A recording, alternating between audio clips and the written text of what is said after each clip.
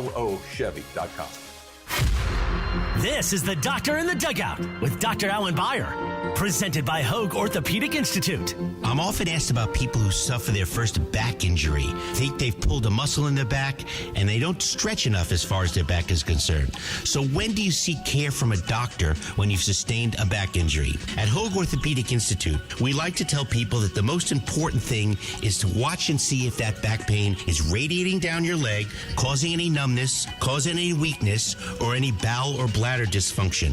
These are surgical problems usually and require a more urgent visit to the emergency room rather than waiting to see the doctor. If none of these signs are present, it's safe to wait it out, rest for a few days, and seek medical care from your doctor within a week or so. Hope that helps. Keep stretching your back. If that doesn't get better in a week or 10 days, that's when it's time to seek the orthopedic specialist. Hope this keeps you on the field, and keep listening. We'll be back soon. Keep listening for more on the road to recovery right here on 710 ESPN. The most followed sports radio station in America. 710 ESPN. At ESPN Los Angeles on Instagram, Facebook, Twitter, YouTube, TikTok, and Twitch. LA's mega sports station. 710 ESPN. Do you have 3 ex-wives and your current trophy wife wants a life insurance policy 3 times the size of the policies you had to purchase for your previous mistakes? If so, you need to call Big Lou at Term Provider, 800-568-2790. Big Lou is intimately familiar with your problems, and if you're 50 or 60 years old and in reasonably good health, a $1 million policy should only cost about $100 to $200 per month. Big Lou may have a solution for your previous policies as well. You may even save enough money to lighten the load on your new $1 million policy. Remember, call Big Lou. He's like you, except he's only on number 2. Call Term Provider at 800-568-2790. That's 800-568-2790. For $1 million in term life insurance that you can live with, call Big Lou at 800-568-2790. Hi, this is Sean McVay of your LA Rams. The Rams play here. KSPN, Los Angeles. 710 ESPN. A good karma brands radio station. Previously on the Sedano and Kap morning show. Chris, I just gave you the answer. So I know. if you're too dense, but why? If you're too dense to understand. Why does that mean he earns the head coaching spot? If you're going to change out the GM, you're going to change out the entire Chris, they're front 34 office. and 22. Like, think about that. This roster stinks. You don't think the coach? I mean, the coach actually got them to look like a decent defense for the last 12 games. Not yesterday. You could argue the coach has them playing way above their heads. You could. 100%. But why does that justify him keeping the job, Bob? Because, Chris... Lost year, remember? Get him, George. They're just not good. The Sedano and Kap morning show is on the air. The biggest show in ESPN LA history. I want to ask Sedano a question, but before I get him really upset and he explodes. Oh, is he going to explode? Yeah. Yeah, well, I'll be there soon. Can't wait. Oh. You know what, the YouTube chat, you guys are obnoxious. A little sabor? Yeah, I don't think people like being called hacks. You're the widow on the radio. Giant Mexican, horn section. And Did you have me on your show to berate me? Is that what you're doing now? give me a freaking break. I'm reacting to Art Bell. Yeah. Midnight in the desert. I'm Art Bell. Scott Kaplan, eat a fat one, bro. The Sedano and Kap morning show on 710 ESPN. The all-new ESPN LA app and on YouTube at ESPN Los Angeles. We're bigger than U.S. Steel. Wow, that's crazy. Well, you want to Bit boy. Right now. Monstrous. But I don't want to eat that. We did it, Dad. We did it. You were riding high on the stinger last time. Oh, big time. Right, that's right. Of course we were. So I'm watching, and it's tight, right? So I'm in there. So, mongrels, stay tuned. Jeannie Buss is in person? God damn, will you shut up? Yeah.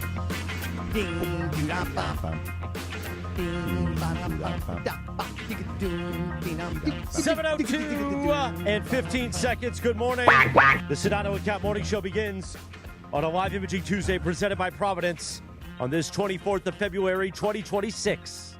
Many thought I would be too scared to show up today, that I would hide my face in fear of one George Sedano, but no, I will not.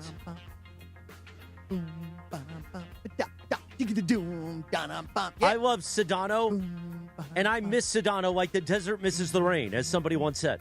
Who was that said that? I don't know who said that. Oh, everything but the girl. Oh. And I miss you. Like the desert missed the rain. Oh, is that what it says? I don't know that song. Yeah, like the desert missed the You rain. didn't know that? No, I didn't know that's what it What said. song is that? Missing by And everything I but miss the girl. you. don't know. Like the desert missed the rain. Now it all makes sense. It was a good harmony. If I hear the song, maybe I'll know it. But thus far, Are you serious? that You tune don't is- know that song? that tune is not working for me. But Find it- the Definitely song. like late 90s. Yeah, it was like 1997.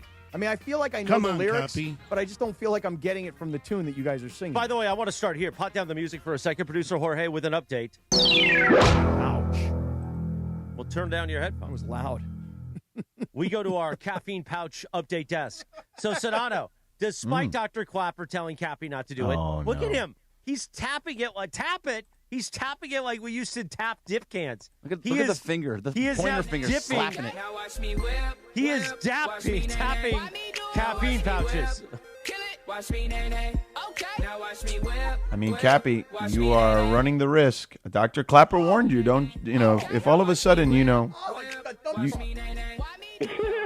if you start having an adult episode, there's not much we can do. I mean, granted, there's a lot of people in the studio, so you're okay in that regard. But. Now, Thursday, we'll be at Providence, the hospital, St. Joseph's Hospital in Orange, Cappy and I. That's right. I'm going to believe they're calling it the Chris Morales is still standing 1 year party. But I want you to ask the cardiologist. Much to the chagrin of some people. Yes. I remember Right. that, I Even would Providence imagine, is like, why did we do that? yeah.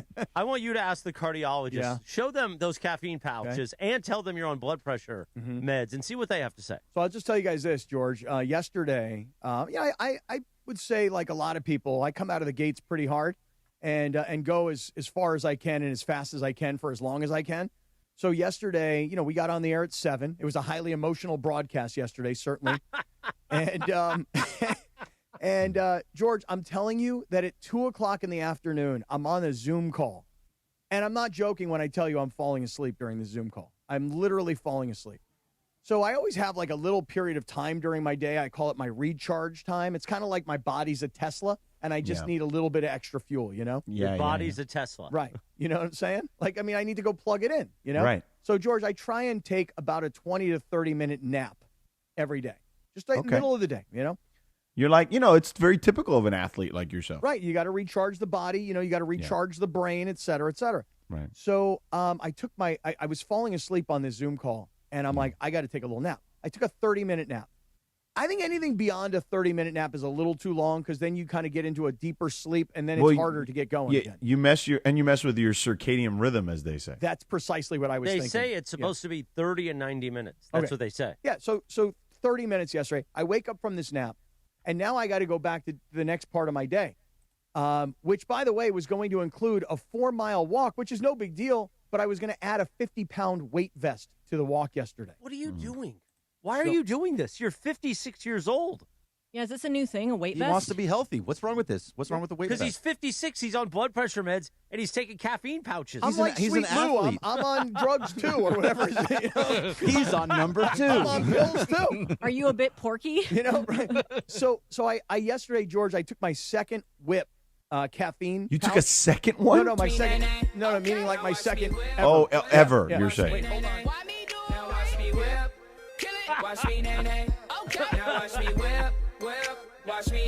Please send this to the company so Cappy can be their next endorser. Yeah, really. So, George, I take Yeah, I mean, if you're going to die, you might as well get money to get paid for it. So I took one of these yesterday afternoon about 2:45. Let me tell you, there's no jitter. There's no shaking. I don't know if I took in all 200 milligrams of caffeine because I only had it in my mouth for 15 minutes or so, and I'm kind of circulating it through my mouth. That was an easy drop there. And honestly, I went out for this walk, and I got this 50-pound weight vest on me. And let me tell you, George, you go do your normal, regular walk. I know I see you out there hiking a lot. Go put on a 50-pound weight vest and see how different that walk becomes. It was incredible. But I had so much energy, but I wasn't shaking. I didn't feel like I was over-caffeinated. It was great. So I'm going to tell you something right now. I've had maybe a quarter of a cup of coffee so far today. I haven't had one of these. Oh, you haven't had one yet. There's not one in there yet. Don't. That's too much. No. I think you need to choose one or the other. No, I just think that in the latter part of the day, that's when you do it. You know what I'm saying? Oh, wait a second. Hold on a second here. How did you sleep? Great. Perfectly. Oh, my God. Amazing. Oh, wait. Chris has walked in, and now Chris is going to check my blood pressure. The Abner Gap blood pressure reader. Oh, you know what? I had mine in my bag because I remember we were all going to take our blood pressure. Chris is now taking my blood pressure. Mine's got to be through the roof. Abner Gap blood pressure machine. Okay, it's on your wrist? Yeah, he's got it on my wrist, and he's telling me to open my hands. I thought it had to go around like your bicep. No, they're newer. Like the new ones, you can just put it around your wrist. Okay. I got a Trenta coffee today, so mine's probably crazy. Okay. I've only had. Oh wait, you want me to open my hands? Yeah, open your hand. You want Listen my to hand him. be on the ground or like Your feet have to be flat. It's just like a regular blood pressure. Just put it down. You can't. Don't hold it up. Just put Wait, it he's down. telling me to hold it up. Heart level. Heart level. Oh, heart it's level. Supposed to be heart level. Interesting. Uh-oh, it's going up, George. I mean, we should probably trust the guy who had the congested heart that's failure. Good call. It's going Absolutely. up. It's going up and up and up. Uh-oh. Stop. Well, it goes high to read. Stop. Stop. Well, it goes up and then it'll come down, Cappy. Stop. Please stop. Oh, no. George, I think my heart might be jumping out of my chest this morning. What's it supposed to be? Well, let's wait. All right, let's wait. I would say like 120 over 70 is good. 120. Oh, Jesus. Mine's probably like 180. Somebody call an ambulance. This is riveting radio, by the way. Probably should have waited to the YouTube hour. 166 over 89. Not great. Not 166 That's not over 89. bad, is it? That's not. What is it? One what? 166 over 89. 166 over 89. Are you insane? Is that bad? Hand it to me. I want to try it. Is that bad? I don't trust the machine. Well, you were doing the whip dance, too. Yeah, so I don't trust the know. machine. I mean, it's not like I just walked We in. should test it again during the YouTube hour. Yeah, give me a minute. Okay, so your blood pressure is considered high stage 1 if it's 130. Stage high 2 is... So you are like stage 2 high blood pressure because you're over 140 over 90. Oh, wow. Or And by you're the in way, that range. You're on blood pressure meds. Yeah. So that should be bringing it down. Yeah. So you probably shouldn't counterbalance that with caffeine pouches. Okay. Well, should I not drink coffee either? No, coffee's fine. It's natural. Oh. Black coffee is good for you. Okay. You know what's not good for you? Tell me. Caffeine pouches. Well, let me whip. And then okay. Now watch me whip. Watch me nay. Why me do it? Now watch me whip. Kill it. Watch me nay. Okay. Now watch me whip. But you got a good heart rate. What's my heart rate? 58. That's a good heart rate. Is that good?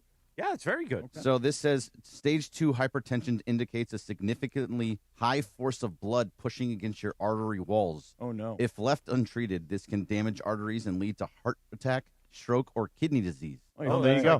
Good job, Cap. You don't want any of that. No, I don't. Wow. And you blame that on the pouch from yesterday? You blame my high blood pressure this morning on the pouch from yesterday? Well, that one day, probably a year ago, when I was starting to go, when I was going through all this, and we took your blood pressure, it was like 150 over 85, and I just said, you're on blood pressure meds. That seems a little high. While you're on blood pressure meds, you should probably cut out the drinking. Well, I add caffeine pouches. I saw my doctor, and I had a physical, and I want to say my blood pressure that day was like 120 over 80. Well, that's good. Yeah. But it wasn't just now. So I know, but I mean, come on. Like I got up this morning at 4. So how about this? You're not staying at East Central. No, I drove up last. How about this? When you go to the hospital with Chris to do the show on Friday, just have them take your blood pressure once an hour there. How about that? So no, is that real? What's Lindsay's? Oh, that's not high. Lindsay's was 131 over 83. Okay, that's not good. horrible blood pressure, but her heart rate was 111. Oh, vey. That's not great. Yeah, that's not great. My heart rate was low, huh? Yeah. I mean, you're looking at the heart of an Olympian, right? The heart of a champion, as they once said. said. Right. You're looking at the heart of a true, like, Olympic decathlete is what you're looking at right here. You think Laker fans have high blood pressure? Oh, that was good. Look at that. Excellent job. Excellent job. Thank you, somebody. I was about to go that same path, Bergman, and you beat me there, and I appreciate it. Way to go. Way to go. Lakers are playing the Magic tonight, and that should be one of those that they win, I would imagine. Yeah. I mean, listen, I'm not here to tell you that Orlando's no good. It's not about that. Well, they're missing their best defensive player in Jalen Suggs. Okay. So, I mean, he didn't play against the Clippers the other night. He was in street clothes. So that makes me believe he's probably not going to play. But especially after – did you watch any – and I doubt you did because you don't have Peacock. Or you do have Peacock, but you don't know how to access it. What? But yeah. But if anyone watched Wemby yesterday – oh, my God. I mean, it was like when you watch them, okay? they've won 9 in a row. All right. And forget about the final box with Wemby, 21-17, 4 assists, 6 blocks. The fourth quarter, okay, 11 points, 6 boards, 3 assists, 4 blocks to close out the number 1 seed in the East on the road, okay? That team, they're not ahead of schedule. They are absolutely scary as hell. Okay, I'm glad you're saying this because for all the talk about San Antonio's coming, San Antonio a year from now. No, they're here. Right. San Antonio, in my opinion, is a championship caliber team this year. Right now, San Antonio is in the mix and in the conversation to not make it to the Western Conference Finals, to not be competitive in the playoffs. San Antonio is a legitimate championship caliber team right now. And by the way, what is that all based on? I mean, yeah, they beat Detroit last night, and yeah, they've got the best record in the East. But, George, they've beaten everybody. Yes. And there is no backing down from San Antonio to Oklahoma City. They can play with Oklahoma City. The Lakers cannot. Correct. Like, this is where they're at. Like, so there are levels to this, as I like to say. And the levels are the Lakers are not anywhere near the upper tier. Like, they may, I think the fact that they are the 5th seed is incredible. In the regular season, but come playoff time, I think that there is a clear distinction in the Western Conference. Oklahoma City, San Antonio, and I think I would still put Denver because they've had so many injuries this year. By the way, nobody's had more injuries than Oklahoma City to rotation players, which is also scary if you think about it, okay? And they're still the team to beat in the Western Conference. And nobody, I repeat, nobody has missed more rotation guys this season. Denver, by the way, second in that category. So those 3 teams have separated themselves from the pack in the Western Conference. Then I think the Lakers are in this kind of area of like Houston and Minnesota. Like they're kind of in that next tier, but that next tier, I just don't. They're okay. They're good. On a given night, like they're pretty good. But they're just not championship good, I think. I would agree. I don't think anybody's going to argue that the Lakers are going to do something special and spectacular because all of a sudden the quote-unquote big 3 are healthy and able to play together. And by the way, for how long and how healthy? I'm not sure that we're only a couple games removed from the All-Star break. We're 2 games removed. And what we were saying is that if these 3 guys can play together and can be good together, it's going to probably take at least 10, 12 games to find out how good they may or may not be. Yeah. And you beat the Clippers, who are not the team they were pre-All-Star break, pre-trade deadline. Yeah. And then you get ham-slammed at home on what's supposed to be an emotional, historic night for the organization. You show no effort against a team that doesn't have arguably their best player, or certainly one of their best players, to injury. So the Lakers, what do we think? They're all of a sudden going to flip a switch, to use that phrase, and turn it on? There is no switch to be flipped here. There's 26 games left, and I think they have either 4 or 5 back-to-backs. So that means that guys are going to sit out a bunch of back-to-backs, most likely. And this or is if not, they're going to be tired. This is when Ireland today will look at Michael Thompson and go, why do they do the schedule like this? Well, they do have a tough schedule. But they always have a tough schedule on the back end. You're right, because of TV. Right. So they're kind of screwed. Uh-oh. It's 7:16 in the morning. Mm-hmm. You know what you could have done in this last 16 minutes? Tell me. Maybe put a caffeine pouch in your mouth, taken your blood pressure, or got in that lube job you need. Go see our friends at Valvoline Instant Oil Change, home of the 15-minute drive-through oil change. Visit SoCalOilChange.com for a location near you. Nice. Very nice.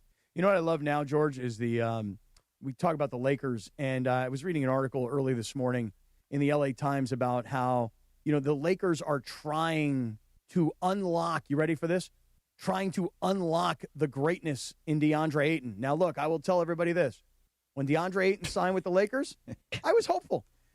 I remember. I was hopeful. I was thinking to myself, okay, look, here's a guy who kind of got pushed out of Phoenix and then goes to Portland, and he's not playing for anything substantial. There's no championship competition going on there. Right. So the guy just sort of, emotionally checks out.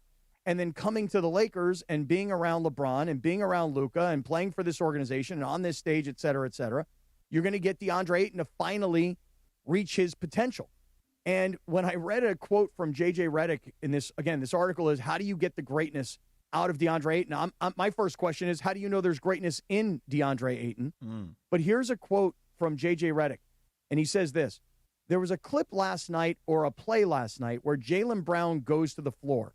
We've got a 5-on-4, and Ayton goes about 20% speed where it's clearly a man-down situation.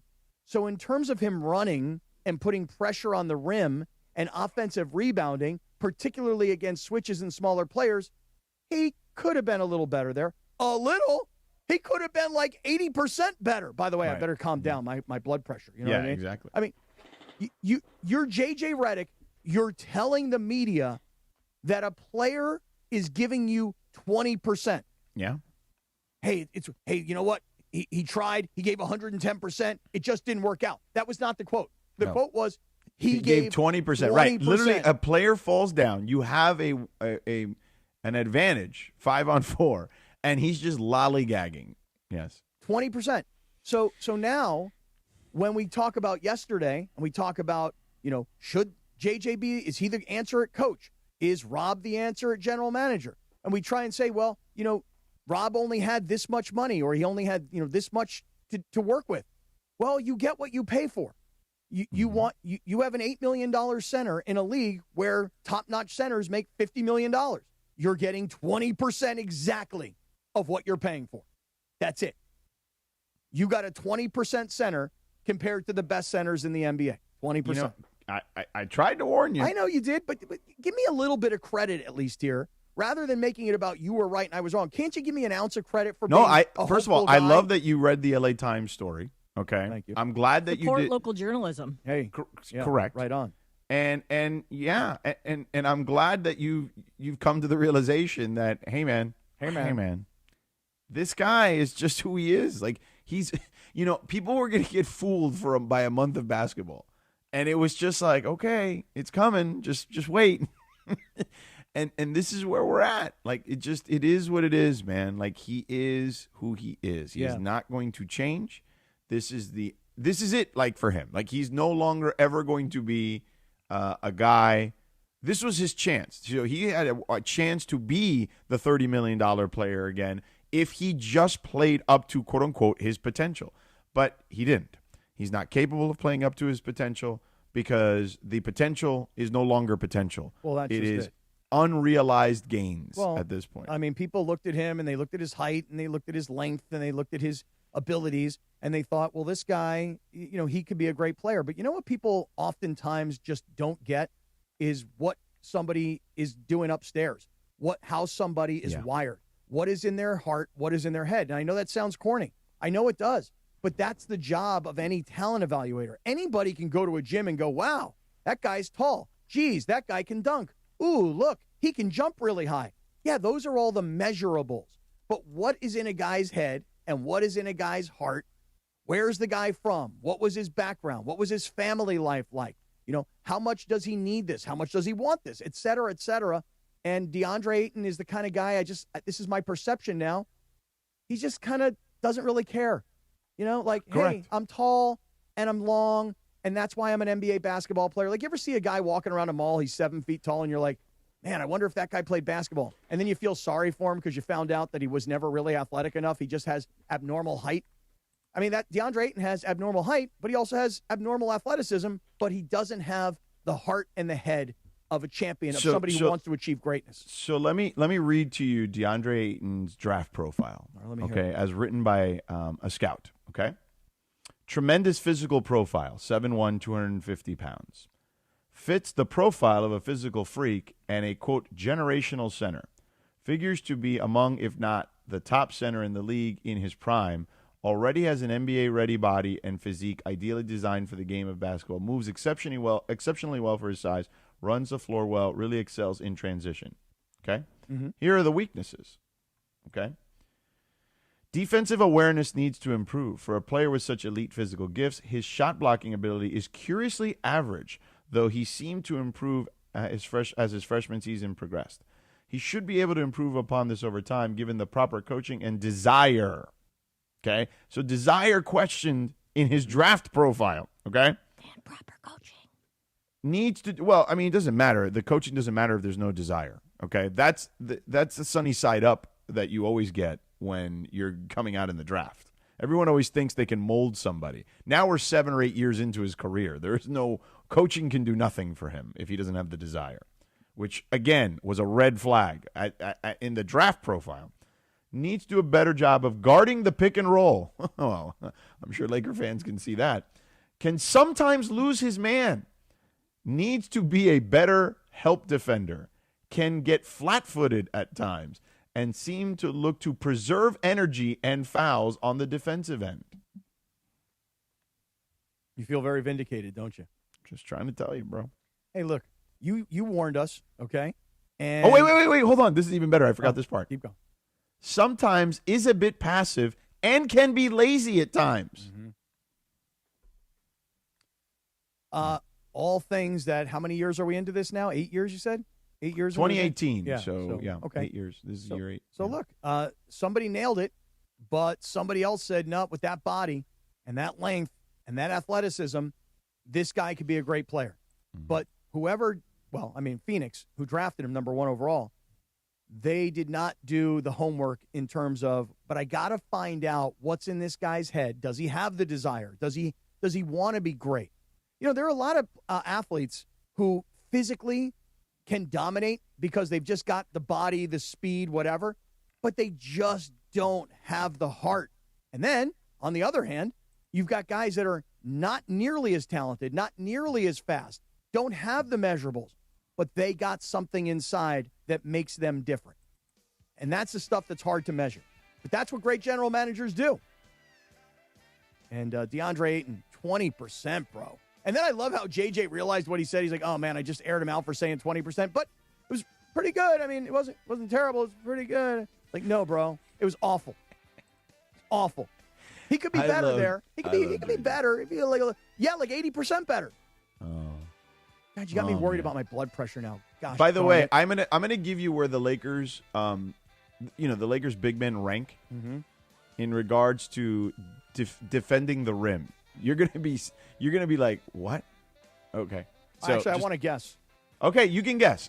Okay, I will tell you. I will give you the number of how many qualifying centers in the league you can choose from. Okay. We'll do that in 2.5 minutes. But first, let me tell you this.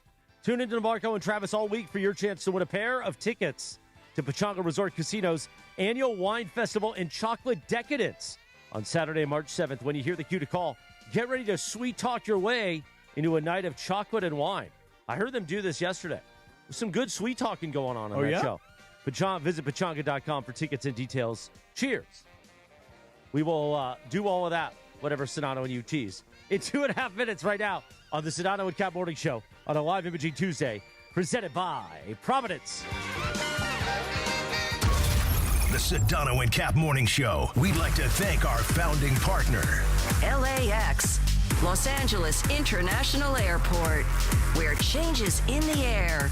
Learn more at lawa.org/ESPN. This is the Sedano and Kap Morning Show. Why do we grill to order at Waba Grill? Because it's just better for you. Our Asian-inspired menu has high-quality proteins that are healthier for you. Like hormone-free chicken, ribeye steak, wild-caught salmon, and shrimp. Introducing our new Chili Crisp dumplings. A spicy twist on a Waba favorite. Bold, crunchy, and tossed and fired. Chili Crisp. That's our new Chili Crisp dumplings. Get them today. Only at Waba Grill. It's for you. Hey, OC, Chris Morales here, and let me ask you this. You got your tax return, but can you actually see where it went? This is your reminder to hit up VisionWorks. New glasses, eye exams, contact lenses, the home-ish book-up. If your prescription is outdated, your eyes are working overtime, use some of that tax refund on healthy eyes and fresh frames. VisionWorks makes it easy, affordable, and fast. Clear vision? That's money well spent. There's 7 OC VisionWorks locations ready to help you see clearly right away. VisionWorks. See the difference. At Uline, they know going the extra mile takes hard work. For companies pushing to go further, Uline will go the distance with you. 24/7, they answer the phone to get you the shipping and industrial supplies you need. Business can move fast. Unexpected large orders, adverse weather. new safety guidelines, and changing economic trends, Uline works hard keeping 41,000 items ready to ship, minimizing detours on your way to the extra mile. Visit uline.com. Out on the course, they're the PGA Tour's best players. But in the arena, they're prime time. And Season 2 of TGL presented by SoFi is back with lights, cameras, action. We're talking big moments, big personalities, big names in the stands, all on the big screen. Big-time matchups with shot clocks, hammer drops, timeouts, overtime, and playoffs. It's city versus city, squad versus squad. The sport just hits different under the lights. It's TGL presented by SoFi. Keep up. It's golf. Tune into every match. Only on ESPN. Life is full of choices, some big, some small. And when you choose an H&R Block Tax Pro, you're choosing the largest network of tax expertise to be in your corner. For when your big ambitions need help with the small details. For when your six figures come from 6 different places. For when your gaming stream becomes your revenue stream. For when your business's year one needs 70 years of tax know-how. At H&R Block, we've seen it all, and we're here to help you make the most out of your money for life outside the box. Get started at hrblock.com. The Sedano and Kap Morning Show, presented by Call Jacob and Jacob Emrani. The new phone number, 800-345-6789. My guy, your guy, Cappy's guy, the great Jacob Emrani. 800-345-6789. With a new phone number, 800-345-6789. Here it comes, Cappy.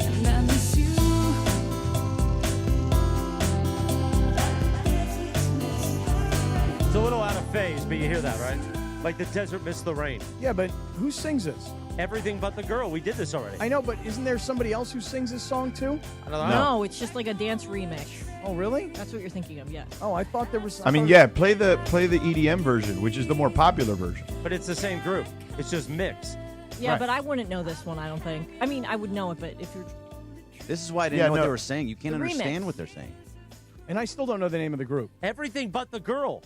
Still wouldn't. I never would have gotten that in a million years. But how many times do I have to say it over and over? Well, By the way, it takes time to sink in a little bit. Bergie's got amazing blood pressure. Oh, yeah? How is it? Let me hear it. Well, it should be a little elevated during the show, but his was still like 130 over 86. Wow, nice. 61 heart rate. Which 61 means, heart rate, really? Which means if he took that first thing in the morning, yeah, it's going to be 120 over 80 or beneath it. I think mine would be really better in the early morning, too.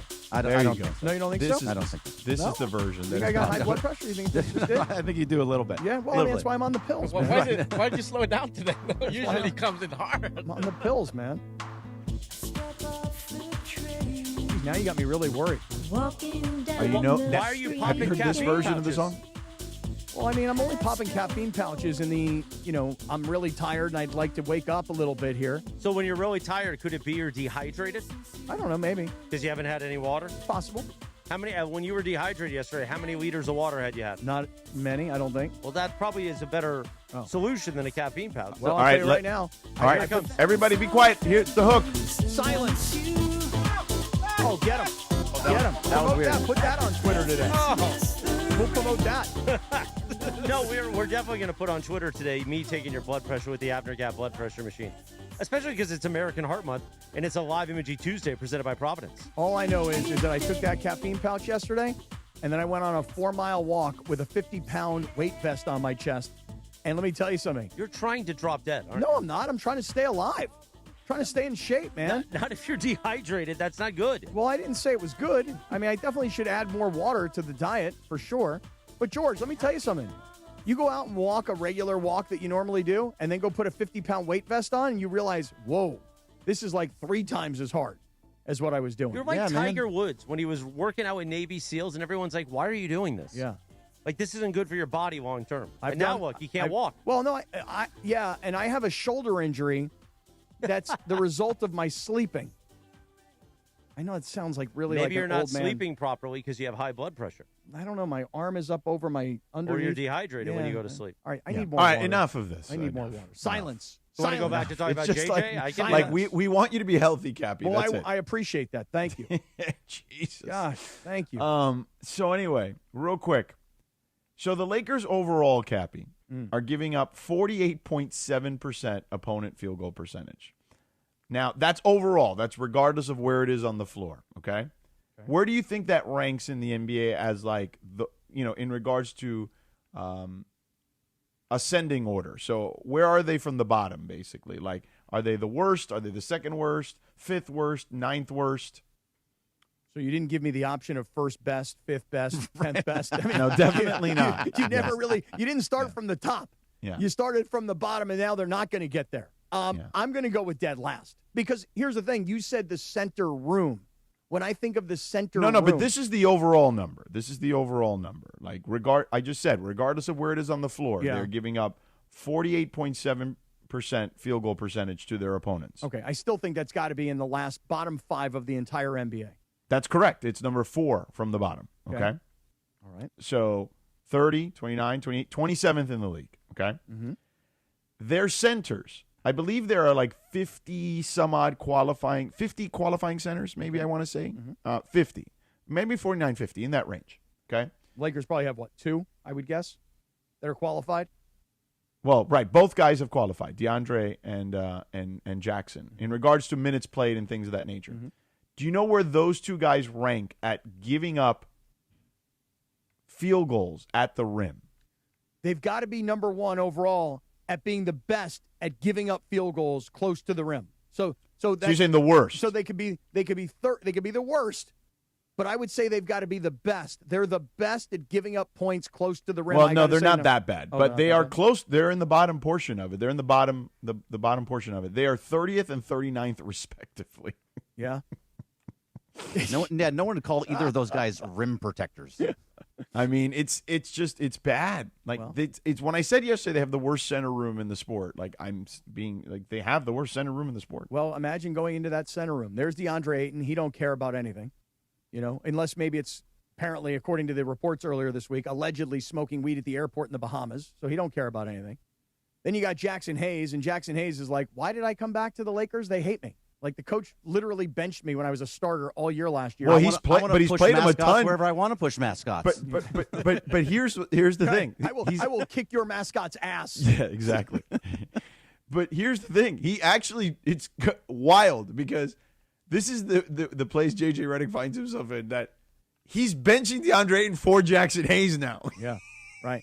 This season. And that's how bad it is. And Maxi Kleba, I mean, his only value is when they need a big guy, when they go with the all-white guy lineup. No, that's not the only reason. Oh, it's not the only reason? So basically, the way it was described to me was when things really go bad with both guys, they just say, you know what, Maxi, even though he's undersized, we know he's going to give the right effort, he's going to be in the right position, and we're just going to go and put him at center.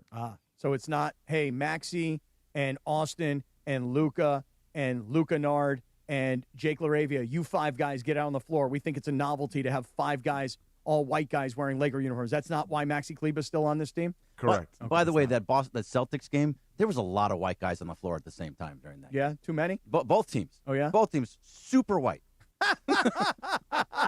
Really? That was the first thing I noticed. I'm like, God, everybody's white on the floor. Right, what's going on? This is a terrible game. Let's turn the channel. This must be a terrible game. So, George, it's funny you say that, though, because when you think about the center room, and you say, okay, well, these 3 guys show up. Hey, we're doing individual meetings here. Forwards go over here, guards go over here, centers go over here. And you show up to the Lakers center room, and you're like, oh, my God. They've got guys that are 7 feet tall, but nobody can really play center in this league. And if the Lakers ever really thought that LeBron James, Luka Doncic, and Austin Reaves, those 3 guys are the guys you build around, yeah. So I said it to you yesterday. If you have the 2 big guys from Oklahoma City and you have the 3 Laker guys I just mentioned, then, yeah, maybe you got yourself a real basketball team. But the Lakers don't have any front court kind of size. They don't have rim protection. They don't have great defenders at the center position. They don't have anybody with any real girth. That's right. I paused on it. Girth. A bunch of skinny dudes. And one guy who's got the body, but he don't care. God, if I had DeAndre Ayton's body, you know how great I'd be? Because I got heart, and I got the mindset for it. But I got this little white, skinny, fat now Jewish body, Yeah. LeBron's got girth. Yeah, but LeBron's not He's a meaty guy. Somehow goes back. I'm just saying, you said they don't have anyone. He's a meaty guy, He's a big guy. Don't hate me for any of this. I didn't do any of it. He's so meaty, LeBron, that somebody just grazes their elbow towards his rib cage, and the next thing you know, he's flopping around like a dead fish. I would disagree, dude. I was sitting right there, like it was a legit elbow to the rib. Oh yeah. Yes. Yeah, he was sitting right there, Cappy. Yeah, it really created that kind of reaction. Oh my God, I'm so hurt. Oh my so God. let me do that to you next time I see you. Okay. Exactly with the exact force I saw it with. Okay, and then I get to do the exact to you, and let's see how we both respond. No, because you're the one saying he flopped. No, I didn't say that. But I am saying he flopped. But I'm just saying that you're going to give me a good shot. Let me feel what it feels like. Let me see how I do. And then let me give you a good shot, and let's see how you do. I mean, let's just see. Maybe the two of us are tougher. I'm not the one saying that he flopped. He flopped. I'm saying it. Yeah. Okay. I'm saying well, if you think he flopped, let me hit you with the same force. Okay, well, he barely got touched, so you're just going to barely No, but he did not me. get barely touched. Barely graze me, right? Sedano is a black belt. I know he's a black belt, and that's what he's going to do. He's going to use his black belt skills. 1-inch punch type stuff. Right. He's going to put in, and he's going to know exactly where in the rib cage to hit me, and then I'm going to be down on the ground complaining and crying, and he's going to be like, "See, you said LeBron flopped." I'm like, "Yeah, but LeBron barely got touched. You actually legitimately gave me a black belt elbow." Ha ha! Like you didn't need to do that. Okay. What are you laughing at? That was funny. I mean, you saw the move, right? I did not think he flopped. You did not think he flopped? I thought he got elbowed in the side. Oh, wow. Yeah. I'm on my own on the flopping, huh? Yeah, I think so. Yeah, but the other guy flopper. that actually does have some girth, too, is Rui Hachimura. And that dude, he's up and down. Like, that guy is not consistent either. And he actually has the body of an NBA player. Let me ask you a question. Go ahead. Who? Any of you. Any of us. It's for everybody. I mean, it's for everybody. It's for the group. It's for the whole class. Even the table. Me? Even me? Is there a world where Nico Harrison, we were talking a little bit about him yesterday, right? Is there a world where Nico Harrison, despite being a terrible negotiator, but a guy who could build a roster, was right about Luka? Is there a world that's possible? Yes, and I believe you said that, and we all said that. Well, I wasn't. I was in a hospital. But everybody said that when the deal first happened.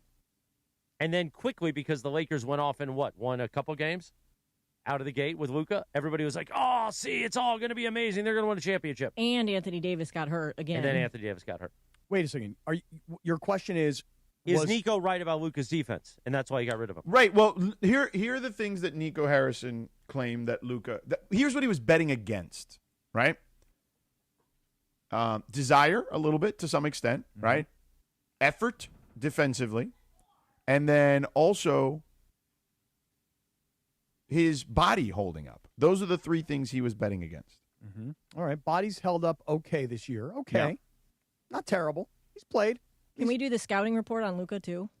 That's not a bad idea. You want, like, the draft profile? Yeah. Like, when they do, like, the music and they do those, like, pre-recorded. So like, let's do amazing that. at everything. While Sedano finds that, he's got moxie. Let's pause and tease it ahead in about 2.5 minutes. But first, let's talk about our friend Jacob Emrani, Cappy. All right, let's do that.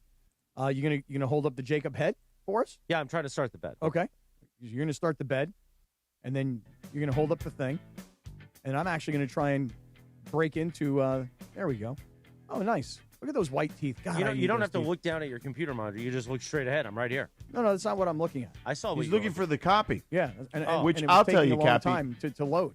Yeah, it is taking a little bit to what I'm load saying? today. Yeah, It took a little to load, mine to load too. Hey, Mop Tile in a Century City lobby, Cappy.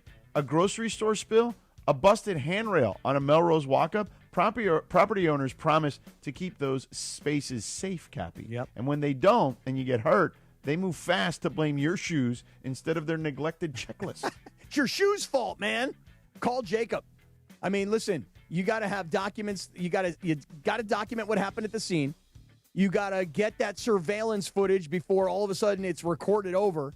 And what Jacob does is he brings in experts. They know how to read the inspection logs. So whether we're talking about a luxury condo or a mom-and-pop market, Jacob forces the owner's insurer to explain why basic maintenance was skipped.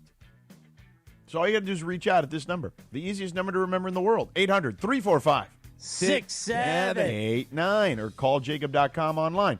So you go to the website, calljacob.com, or call that number 800-345-6789. Your consultation's free. Your case review has zero obligation, and you don't pay a fee unless Jacob wins. Call Jacob, Cappy. That's what I'm going to do. Call Jacob. And don't forget, this Sunday is March 1st.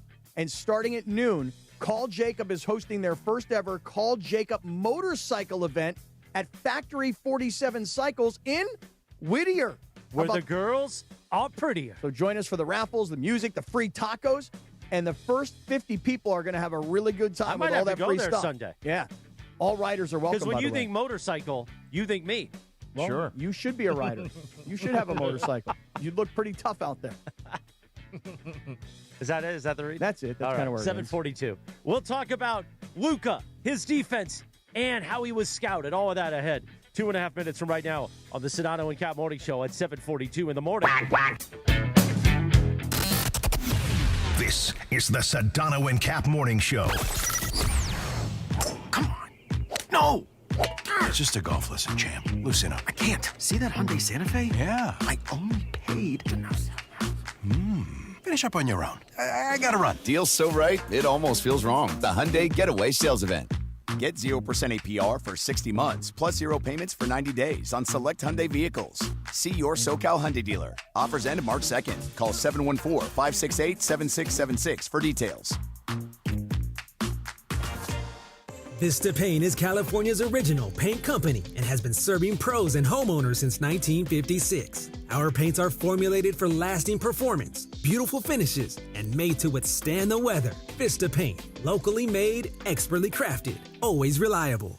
3, 2, 1, go. Celebrate the Lunar New Year at Pechanga Resort Casino. Kick the year of the horse into overdrive with cash and easy play giveaways every Saturday during the month of February. Plus, one lucky guest will take home a brand new Ferrari on February 28th. Earn entries for Pechanga's Lunar New Year drawings by using your rewards card when you play your favorite slots and table games all month long. Then be at Pechanga every Saturday night in February to activate your entries. Must be present to win. Visit pechanga.com for complete details. Must be 21 or older with valid ID to participate.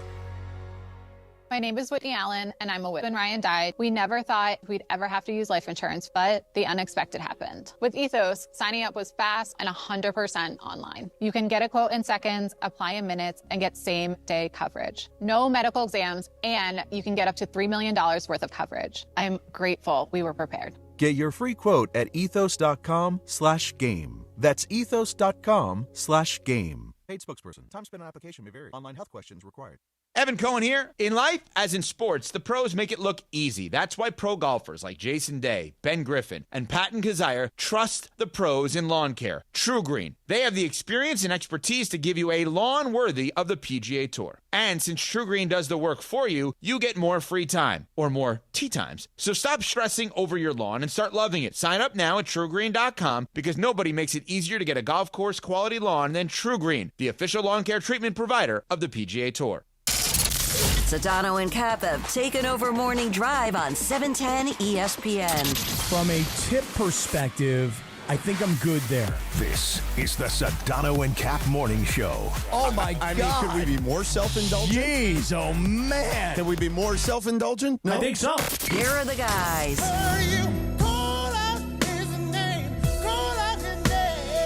7:45. Good morning. We're just a couple of guys messing around. I hit the wrong drop. That still works. What is that with you? Also, man. On this day in 1997, the number one R&B hit, Drew Hill, In My Bed, Cappy. Oh, really? You know who's the guy in front on Drew Hill? Cisco. No. Yeah. Cisco's in front of Drew Hill? Well, that's the lead singer. Oh. Oh, I thought you was coming. I was like, oh, man. Former Dallas Cowboy receiver Drew Hill that we're talking about here? Nobody can hear you when if I'm not potting down the music. Oh, really? The processing's just gonna push you out. Also, it wasn't a great joke anyway. No, I think you it's should a joke, though. move on from it. I don't think many people know Drew Hill, the receiver. You don't think so? No. That's where Unk is from. You know what I mean? Old school. Today is also National Tortilla Chip Day. Oh. Can I have any of those, or are they going to raise my blood pressure? You know, I used to always like the strips. Uh-huh. But now? But now I kind of like the triangles. You do? Oh, really? Or the rounds. The mission strips seem to be a little saltier. Mm-hmm. You don't the like the rounds. Scoops? Yeah, scoops are good. Yeah, that's Scoops are all right. The strips are the best. Always Really? the best. The triangles kind of like cut you. They can't get the top of your top of your mouth. Yeah, and on the side. Yeah. What kind of chips are you guys eating? Well, you eat the whole chip at once, and then You're going to come after someone with a chip like, oh, I'm going to slice you. They can be dangerous. That's all he's saying. Meanwhile, we have some scouting background music now for our Luka bit. Well, I will say this, as I read this, it's pretty fascinating how accurate some of these were. let's hear about it. This is Luka's So pre-draft. here's the strengths. Versatile all-around guard forward who can just do about everything on the court. Probably the most mature prospect Europe has seen. His basketball IQ is off the charts. Not afraid of the big stage, since he's been the center of attention since he was 15 years old. He's been used as a point guard from a young age and really knows how to control the tempo of the game. Looks like he will become a point forward in the future. Not very gifted athletically, but has some sneaky athleticism and length that helps him blow by opponents and make athletic finishes. Great size for a wing. Like that's pretty spot on, I would but say. with one small exception. Not very athletic? Well, no, nobody said anything like doesn't really like to or Wait, no, but cannot. that's the strengths. Yeah. Oh, there's weaknesses. Okay, good. Yeah. Okay, good. Because I thought you were done with the report. No. That's just the strengths. Okay, give me the weaknesses. Scouting He music can is be great. considered marginal. Considered. He can get. I don't know. That's spelled wrong. All right. Anyway, he can be considered an average athlete by NBA standards. Not overly long. More of an average actually. His first step is slow even by European standards. Although that actually has worked in his benefit, I think personally. Not a very good leaper off of 1 foot. His good jumps come off 2 feet. Leaper Must continue working on his body. Wow. Okay. Can be really emotional at times and lose concentration for a few plays. You don't say. Big boy. Yeah. Can depend too much on his instinct at times. But nothing in there about guy refuses to or is incapable of playing defense? Let's see.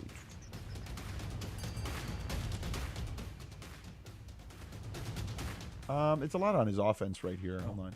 All right. Oh, here we go. Doesn't always box out and depends on instinct and position to grab defensive rebounds. He's not always engaged on defense. There you go. Yeah. He should raise his intensity on the defensive end and doesn't keep a low stance all the time when he's guarding a ball handler, which makes it easier for his opponent to blow by him. Okay. Now I'm going to ask a question. What's his blow-by rate? I don't want to get Sedano mad again. Easy then. Easy. Do we think that anybody read this before getting him to... Chris, everybody, these aren't secrets. I mean, despite that, he's still great. The upside was much greater than the downside. All right. And Luka... But what Sedano asked before we took a timeout, is there a chance that Nico Harrison was correct? Right, what because he is. that was his bet. Well, we talked about it yesterday. What he did, what he was trying to build in Dallas actually was the right team to build defensively, offensively. That could have, but they're just injured all the time. Kyrie and AD together, if they were healthy, would have been a good duo. Correct. They are just never healthy. And they have guys around them, the same guys that was around Luka, Gafford, Washington, those dudes that actually play defense around him that can allow them to be more offensive players. It actually would have worked if they were healthy. They just never worked. Yeah, on paper, looked good. Didn't really play out that way. So, George, you've given us the scouting report on DeAndre Ayton. And the report on Ayton, this is pre-draft, was he's lazy. He has no heart. He's got the body. He's got the athleticism. He probably doesn't have the brain or the heart. And I'm encapsulizing. Is that the right word, encapsulizing or encapsulating? Yeah. Encapsulates. Encapsulating. Then you gave us a scouting report on Luka. And the scouting report is Luka's an amazing offensive player. A generational talent offensively, right. but defensively, he'll lose concentration, like the arguing with the refs, basically. And defensively, he struggles. Okay, now... And he has a high blow-by rate. Okay. What's his blood pressure like? Yeah, that's another good question. Now do LeBron. No, just kidding. No, here's what I'd love for you to do. Actually, is I'd actually love for you to get Austin Reaves' pre-draft analysis. I could try to find that. Yeah, and the reason I ask is this. While he does that, let me read this. Go ahead. Let me just get it in while we're doing it. Do it. We're doing research here on the air.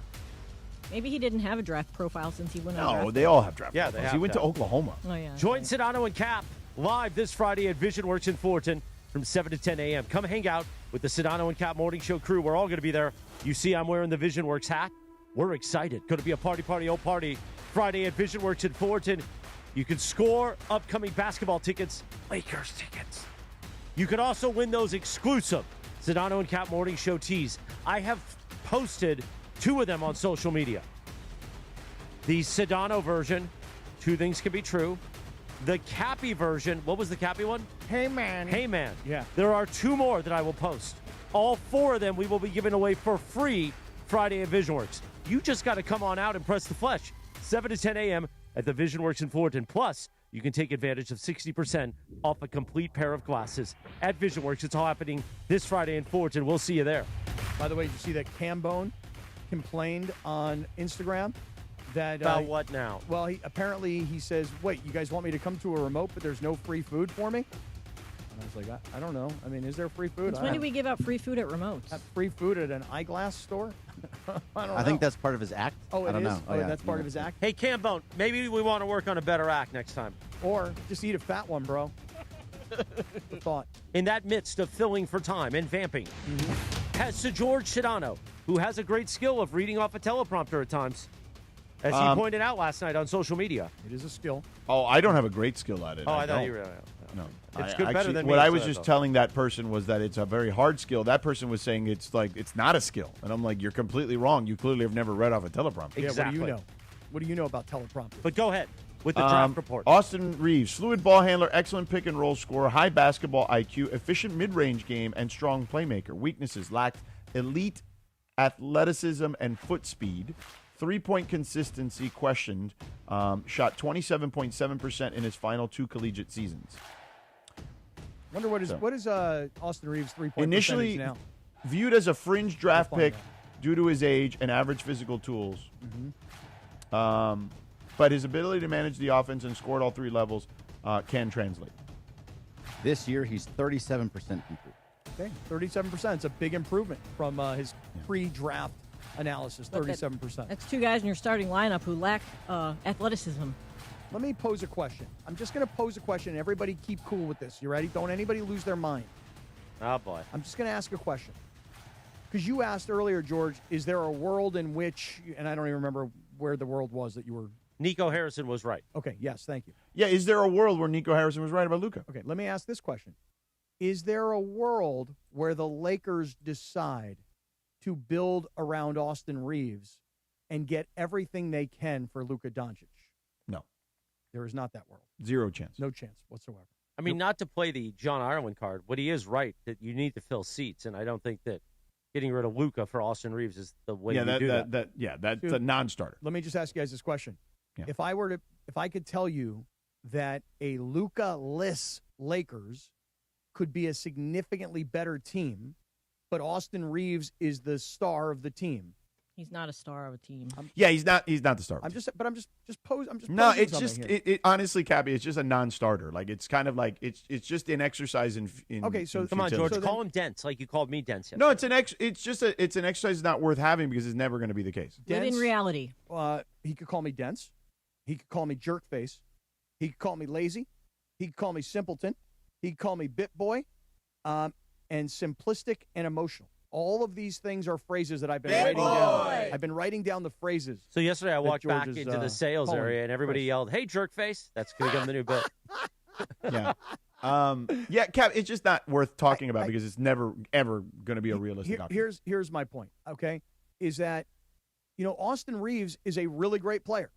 He may not be Luka Doncic great, but they both have the same problem, don't they? Like, they're both really solid offensive players. Luka's the better of the two. He's the better scorer. No. Luka Doncic is like a savant on offense. I mean, he's the leading scorer in the league. What is he averaging? 35 points per game? 33, 34. And what is Austin Reaves averaging? 25. 25.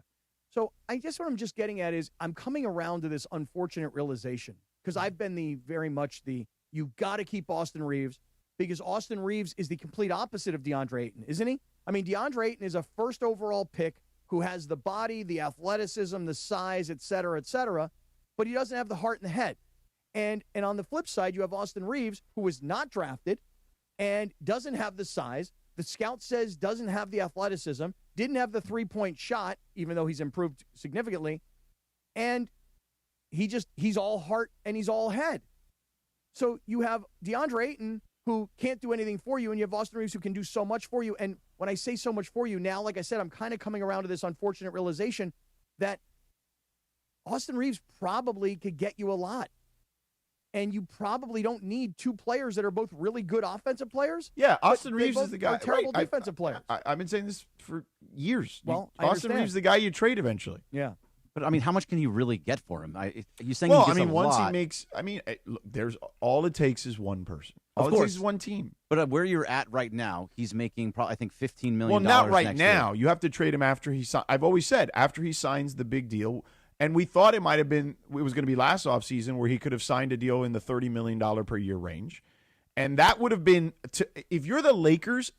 Look, I'll give Rob and them credit. Like they tried to get him to sign that one. You know what I mean? Because they know. If I know, they sure as hell know that 30-something million range is exactly where he should be, right? That's the sweet spot of, man, he's a 25-point per game scorer.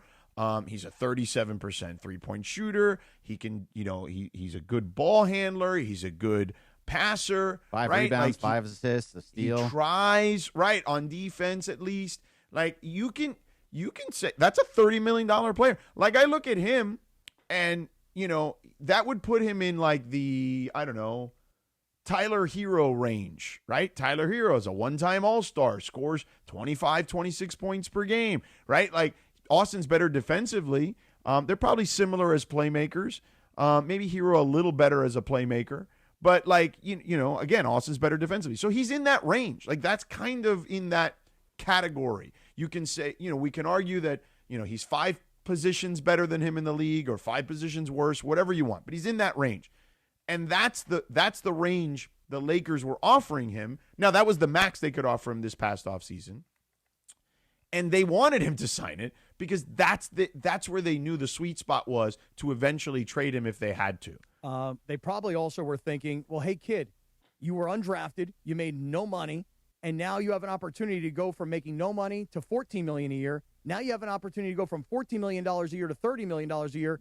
Shouldn't you just be happy with that and sign and kind of thank us for getting you? He knew the next year he bet was on himself. Of Yeah, course. No. And listen, and he won. And guys who do that, they obviously there's a huge risk, but there's also potentially a huge reward if you can stay healthy and your game continues to evolve and so on. I mean, the most classic version of that of all time was when Joe Flacco didn't sign a contract, and then what happened? He went and won a Super Bowl, and they had no choice but to pay him top-level dollars. And that's what Austin Reaves is going through right now. So before we go to break, Emily Hebel wants to know, Cappy, do you want to build the Rams around Terrence Ferguson next? Thank you, Emily. Good job. Look at that. You know what? More Jimmy Fantastic Garoppolo. job. More Yes. Jimmy Hold on. Garoppolo, Emily. More Jimmy Bravo. Garoppolo. Bravo. Hey, 8 o'clock, guy straight can play up. offense, can't play defense. By the way, Chris Paul apparently took a little bit of a swipe at Luka. We can hear about that. But next, we will talk to Evan Cohen for his weekly visit right here on the Sedano and Kap Morning Show. 8 o'clock, straight up on a live imaging Tuesday presented by Providence on KSPN Los Angeles, a Good Karma Brands radio station. Evco joins us next in 3 minutes from right now, Jack.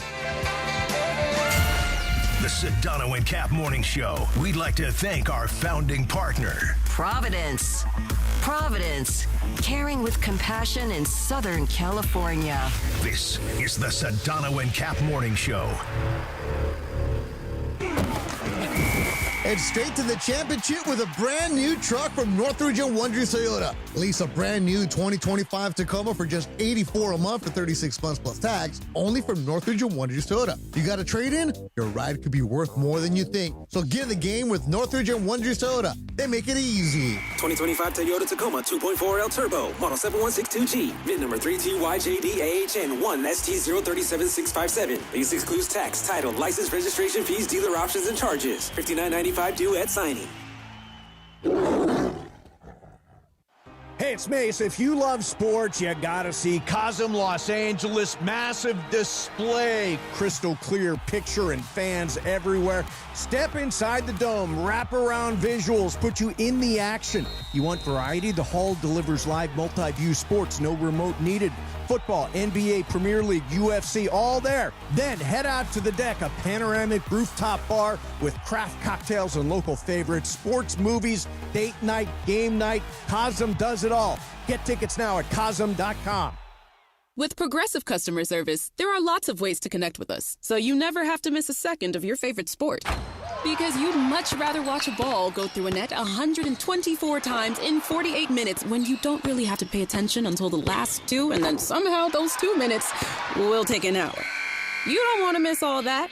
Luckily, you can chat with Progressive on our app, online, or over the phone without missing a single one of those times the ball goes through the metal circle. Progressive Casualty Insurance Company, affiliates, and other insurers. Not available in all states or situations. Empower. Pete's back on the links with all new golf clubs and hopefully less swearing. Bang! Sliced it. He worked with Empower to help him get good at money, so he can be a little bad. Heads up! Oof. Talent sold separately. Guy said these were slice-proof. At least he has money for lessons. Invest well, live a little. Start today at empower.com. Hey, this is Rich Eisen. You're starting your day with the Sedano and Kap Morning Show on ESPN LA. Don't forget my show. The Rich Eisen Show is coming up this morning at 9 on 710 ESPN and the all-new ESPN LA app. Now, back to the Sedano and Kap Morning Show. 8:03, good morning. The Sedano and Kap Morning Show on a live imaging Tuesday presented by Providence.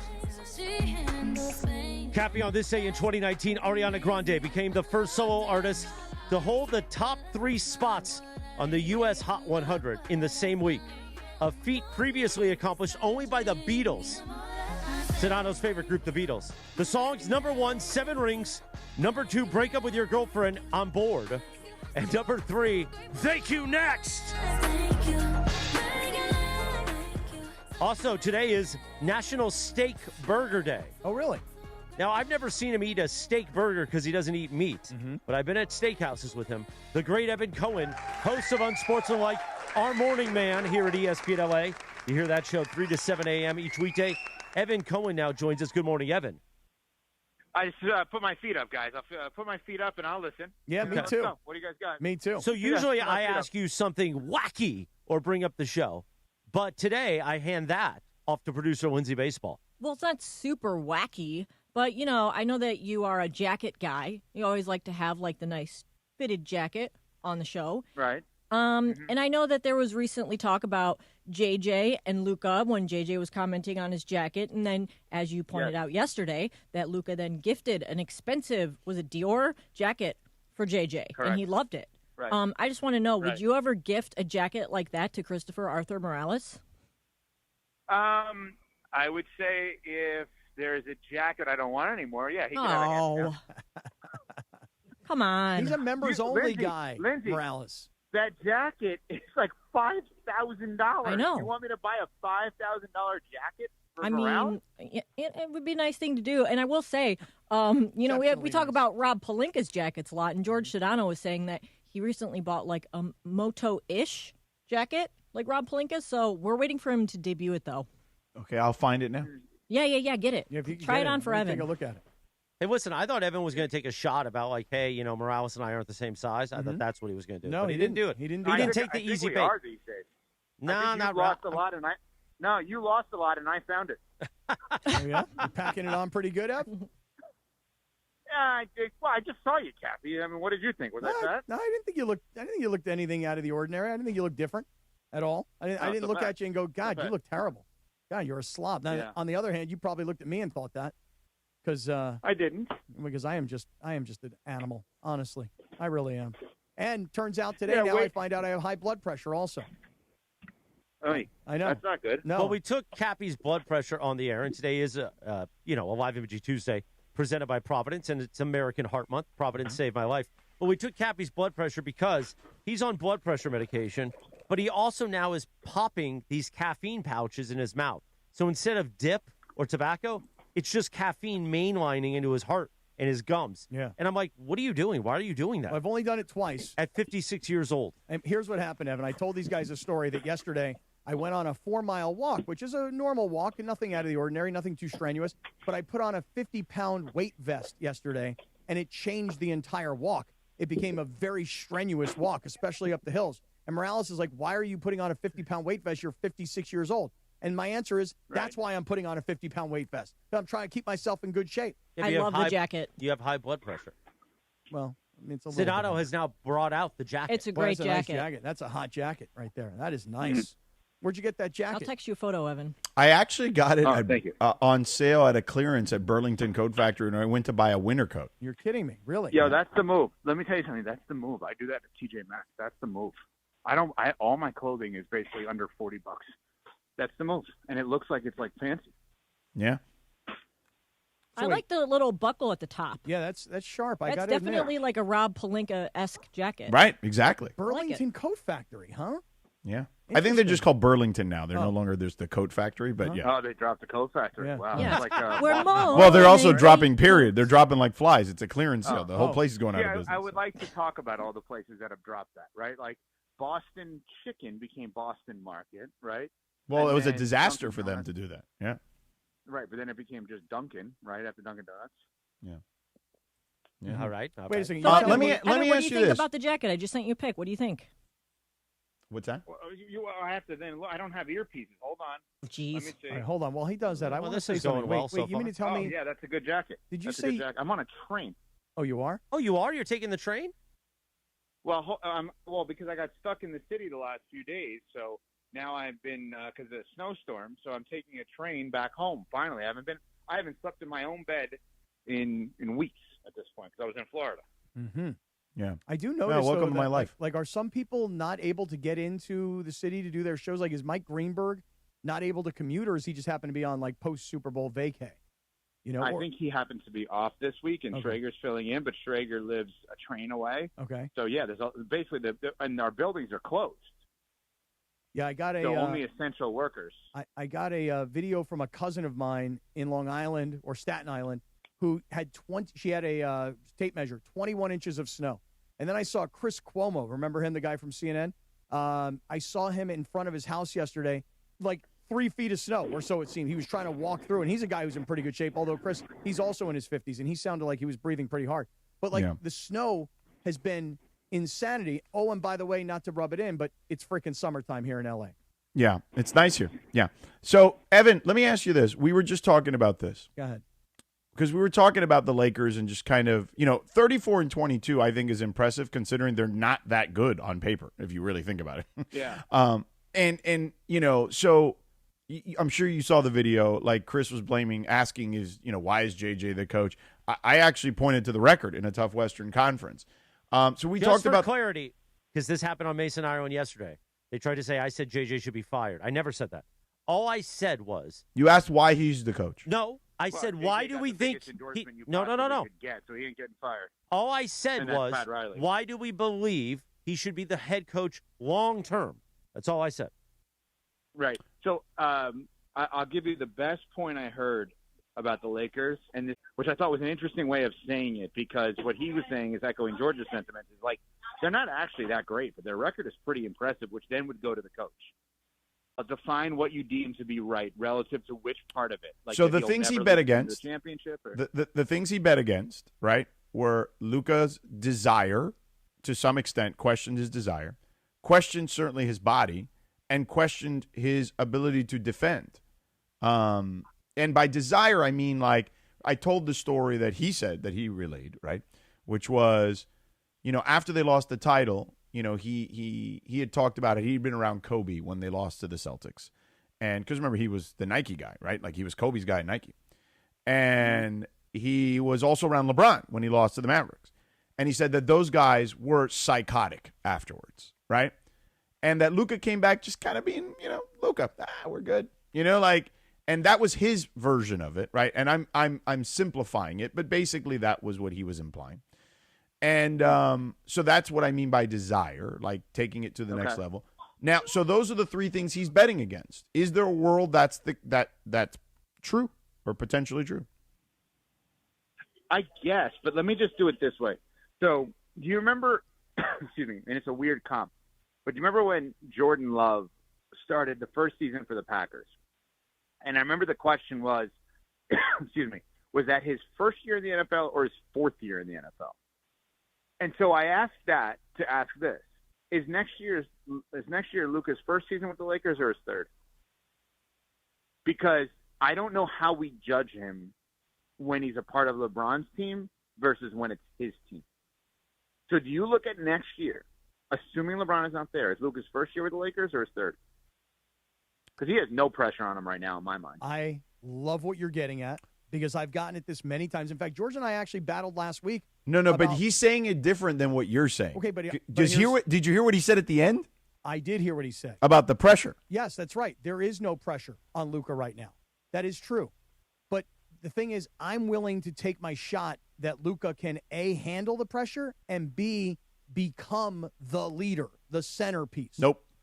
And the leader is different than the centerpiece. That's different. Those are two different things. I will take him as right, both so then the leader and the is centerpiece. next year the year then? But is next year the year where it's Nico Harrison is either going to be right or wrong next year? Okay, that's fair. George, I'm not trying to delay the question. No, that's fair. That's fair. That's fair. Well, and Yeah. by the way, I don't think next year is necessarily fair either. Like, it's the first year of determining whether he's right or wrong. Let's do it that way. Okay, that's fair. That's fair. Yeah, because this is a weird thing. It's like, all right, so Dirk was there when he got there. They obviously evolved it to be his team. Once it was his team, they got to the finals. What you're saying, based on knowledge that I did not have, is that Nico Harrison got major red flags during the finals run. He moves him. He's now on the Lakers. Once again, it's someone else's team. But next year is when it becomes his team, and when it became his team with Dallas, they went to the finals. Well, and so let's see what he does.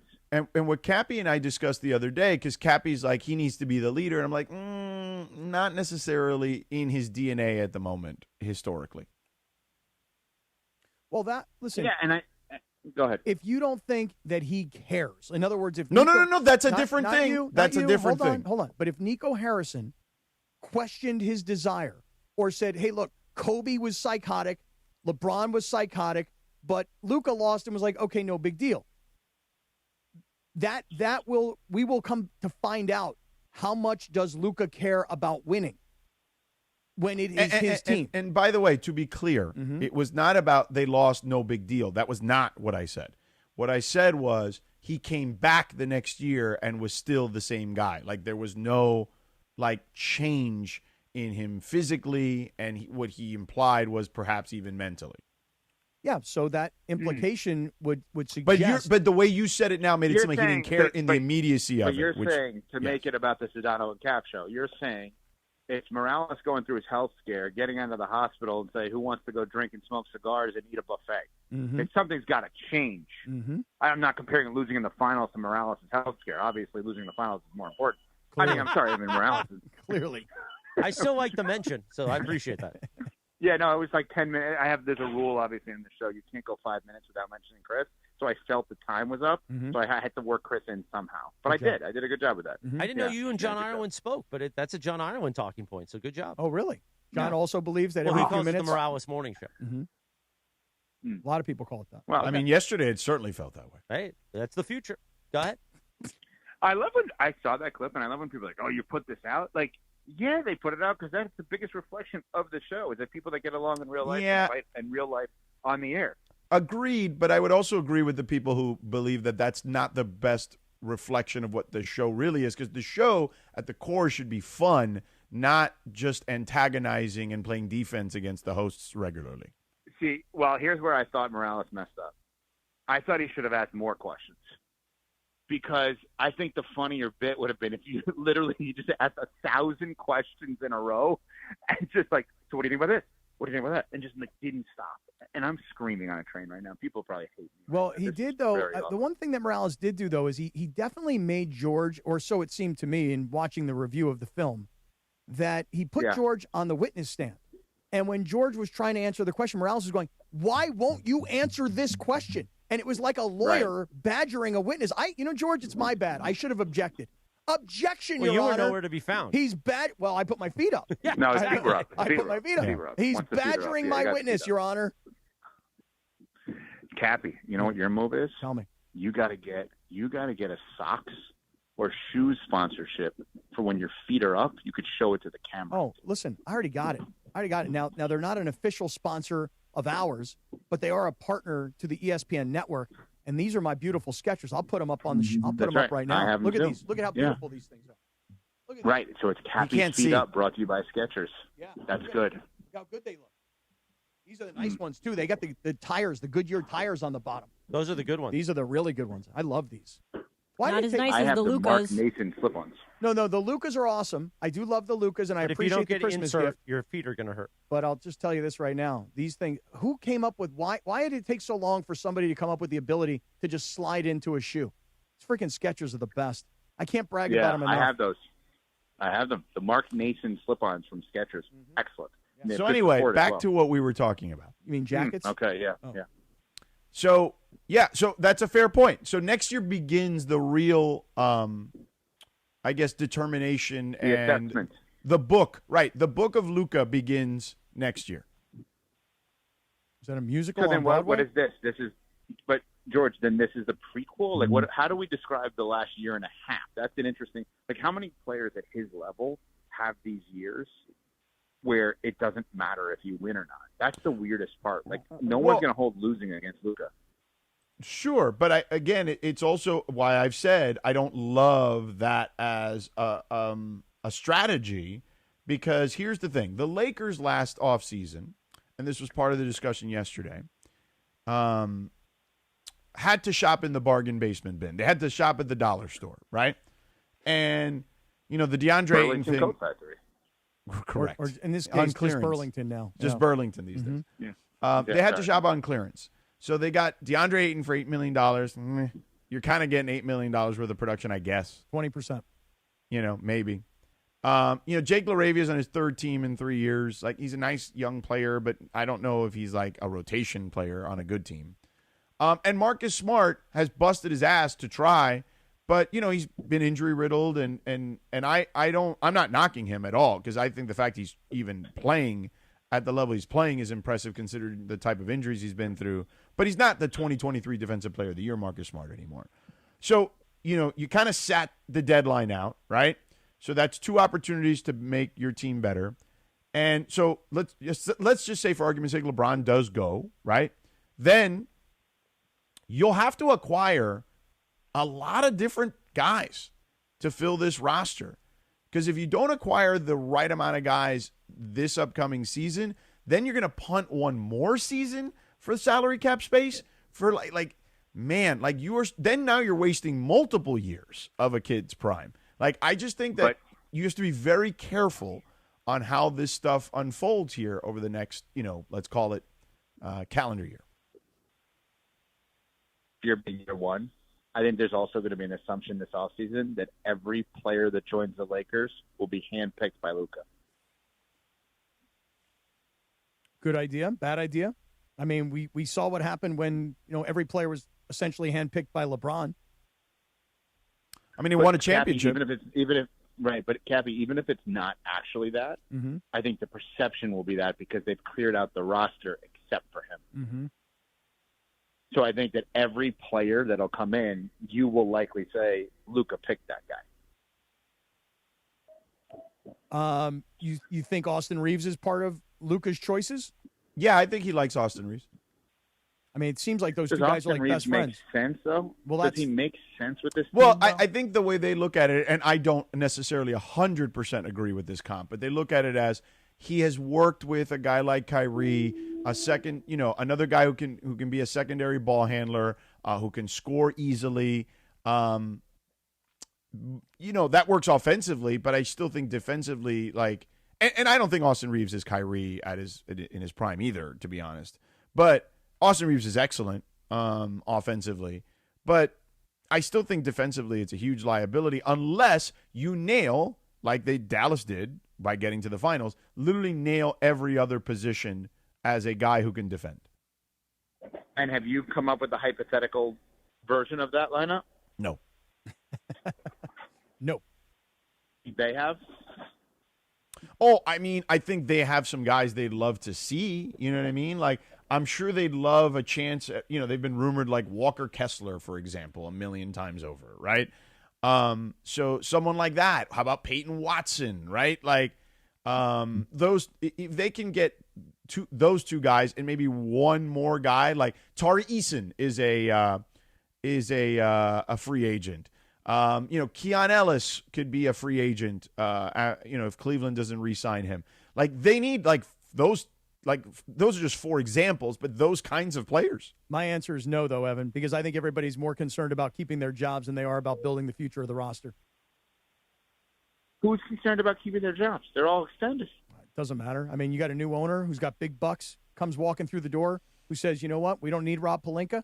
I'm not talking about JJ. I don't think JJ's in any danger. I think the organization likes JJ Redick, but I would think that the organization, especially new ownership, is probably looking at Rob Pelinka and going, you know what, that's Jeannie's guy.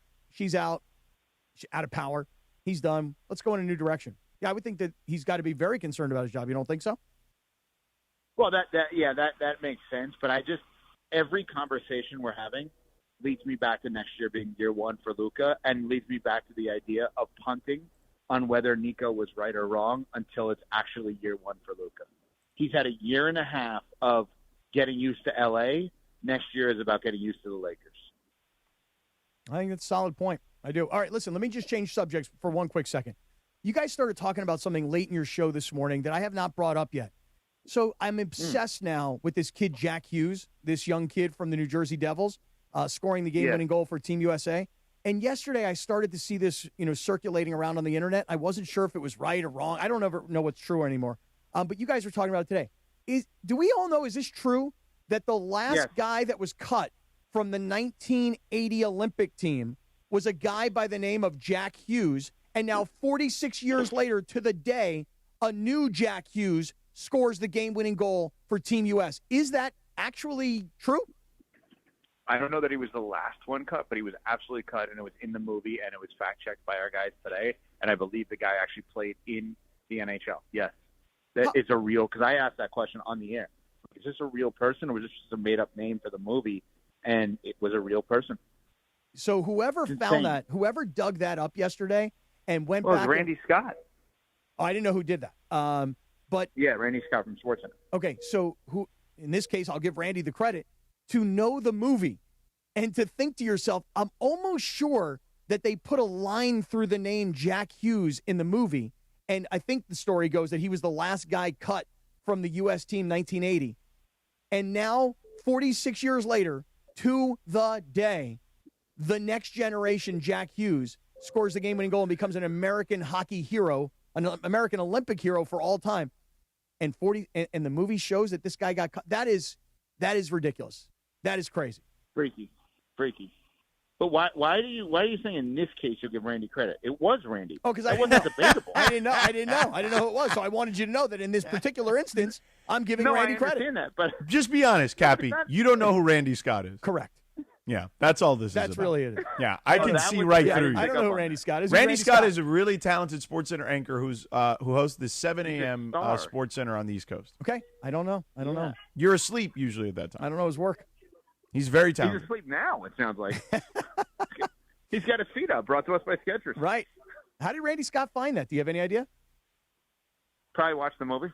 Nah, come on. That's one of those. You got to know that movie back and forth. You got to see that movie 100 times to pick up that kind of detail. That's awesome. Here's what I would tell you. Yeah. I bet you a bunch of people watched that movie after. Maybe. Because they were in the mood and that mindset was there, and so they actually watched the movie and then he picked up on it. It was a great observation. That is awesome. You know where I see Randy Scott a lot? Tell me. ESPN2 will run that SportsCenter at 5 a.m. West Coast time. Yeah. And it'll knock Unsportsmanlike off of ESPN2. So I'm like, I got to switch to ESPNU to see the rest of Unsportsmanlike. No, nothing against Tony Scott, but I got to keep giving my Evan Cohen fix. You mean Randy Scott? Did you just call him Tony Scott? He did. I called him Why'd you call him Tony? I called it because there's another guy named Tony Scott, and that popped in my head. By the way, now that I see his picture, now I know who he is. I'm going to follow this guy. This guy's a smart guy. By the way, Morales, have you told Evan Cohen how much you missed him when he was off the air for a couple of days? No, he knows it. I made it quite clear. Okay, because you made it clear to everybody else as well. I made it quite clear to him. I made it quite clear to other high-ranking GKB officials. And I made it clear on the air. But what do you suggest that they do when Run Evan a needs a best of day Evan off? Cohen. Okay. You're never allowed to take. They did a great show, and it doesn't matter if I'm there. No days off, Evan. No days off is what Chris is saying. Or on to Cincinnati, or on to Clinton and friends. You gotta adopt that whole Belichick lifestyle. No days off. I'm pretty sure I have. The great Evan Cohen. Starting to look like him, too. Come on now. I like the gray stubble Get that's that starting to hoodie, come bro. in. Get that hoodie and cut those sleeves. Let's see those forearms. The great Evan Cohen, you hear on Sportsmanlike weekdays 3 to 7 a.m. leading into the Sedano and Kap Morning Show. Evan, enjoy the rest of that train ride. Be safe in the Northeast. Quack, quack. Quack, quack. We love you. There he goes. Hey, coming up next, we got into an interesting little conversation in our group text about some comments Arte Moreno made recently. Want to get into that. That is ahead, and those are good comments to make. We'll talk about that in about 2 minutes. But first, it is a Live Imaging Tuesday presented by Providence, and it's American Heart Month. That's why we took Cappy's blood pressure earlier. We all took our blood pressure. And here's the thing. You got to take your blood pressure every day. If you're one of those people like Travis Rogers that goes, I take it 4 times a year, I'm good. Yeah, but what happens if you're not good? What happens if one day something's going on in your body and you don't know about it? Maybe you're old like Cappy and you are putting on a weighted vest to walk. Why are you doing that at 56 years old? Somebody may say, hey, you should take your blood pressure more, Cappy. How often do you take your blood pressure? I don't because I'm afraid to take it. But by the way, I want you to know that as we age, comfort kills. That's why I keep pushing it. Okay. Yeah. But you should also take your blood pressure. I should. February is American Heart Month, and I'm very excited that Cappy and I will be at St. Joseph's Hospital in Orange on Thursday morning to do our part of the morning show live there. The reason why that's important, that's the hospital that saved my life. The great Katie Cornella, my cardiologist, will be there, along with my ICU nurse, Emma, that saved my life when I was in a coma. Check your heart. Think about what you're doing to your body. I didn't think about it. I just thought one day I would die because I was drinking so much, for stress, smoking so many cigars. The eating was actually never the problem. Even though I was heavy because of a lot of other reasons. My arteries were clean when I went into people were shocked that my arteries were clean. And afterwards, my arteries are completely clean. The heart was affected by the alcohol. So a lot of things you're doing, taking Zins, vaping, drinking, those are all bad for your heart. This American Heart Month, check it out. Go to providence.org/SoCalHeart. Providence.org/SoCalHeart. 8:29 in the morning. The Sedano and Kap Morning Show on a Live Imaging Tuesday presented by Providence. We'll talk about Arte Moreno in 2 minutes from right now. The Sedano and Kap Morning Show. Corazon. Hey, Laker fans, it's time to team up with National University for an affordable, achievable bachelor's or master's degree. Choose 4 8-week courses and call timeout anytime. You need free tutoring, career counseling, and more. Plus, NU has a generous transfer credit policy and offers year-round enrollment. Best of all, our Year of You scholarship awards up to $6,000 annually toward an industry-current bachelor's or master's degree. Apply by March 31st at nu.edu. Terms and conditions apply. Bowling, bowling, bowling, everybody's bowling. I don't mean to brag, but they don't call me Mr. Pinhead for nothing. Now your top reasons to visit Morongo. Bowling! Canyon Lanes at Morongo is a strike, spare, and side-splitting good time. Number 2. Rick Ross, live March 20th, only at Morongo. And the number 1 reason. We're giving away a Ford Bronco this Friday. There's still time. Play now. Earn entries on your rewards card. Be there to win. Morongo, good times. If you're tired of hearing scary ads about the IRS, Tax Relief Advocates wants you to know you don't have to be afraid. No matter what challenging life situation you're facing while owing 10 or even hundreds of thousands in back taxes to the IRS, we have a solution. TRA has already negotiated over $1.5 billion in taxes owed by over 180,000 struggling taxpayers since 2017, earning over 1,000 5-star Google reviews and an A+ rating with the Better Business Bureau. Generous tax debt forgiveness programs are currently available that can end your tax nightmare and may reduce or eliminate what you owe the IRS. If you're facing collections or an audit, don't lose hope.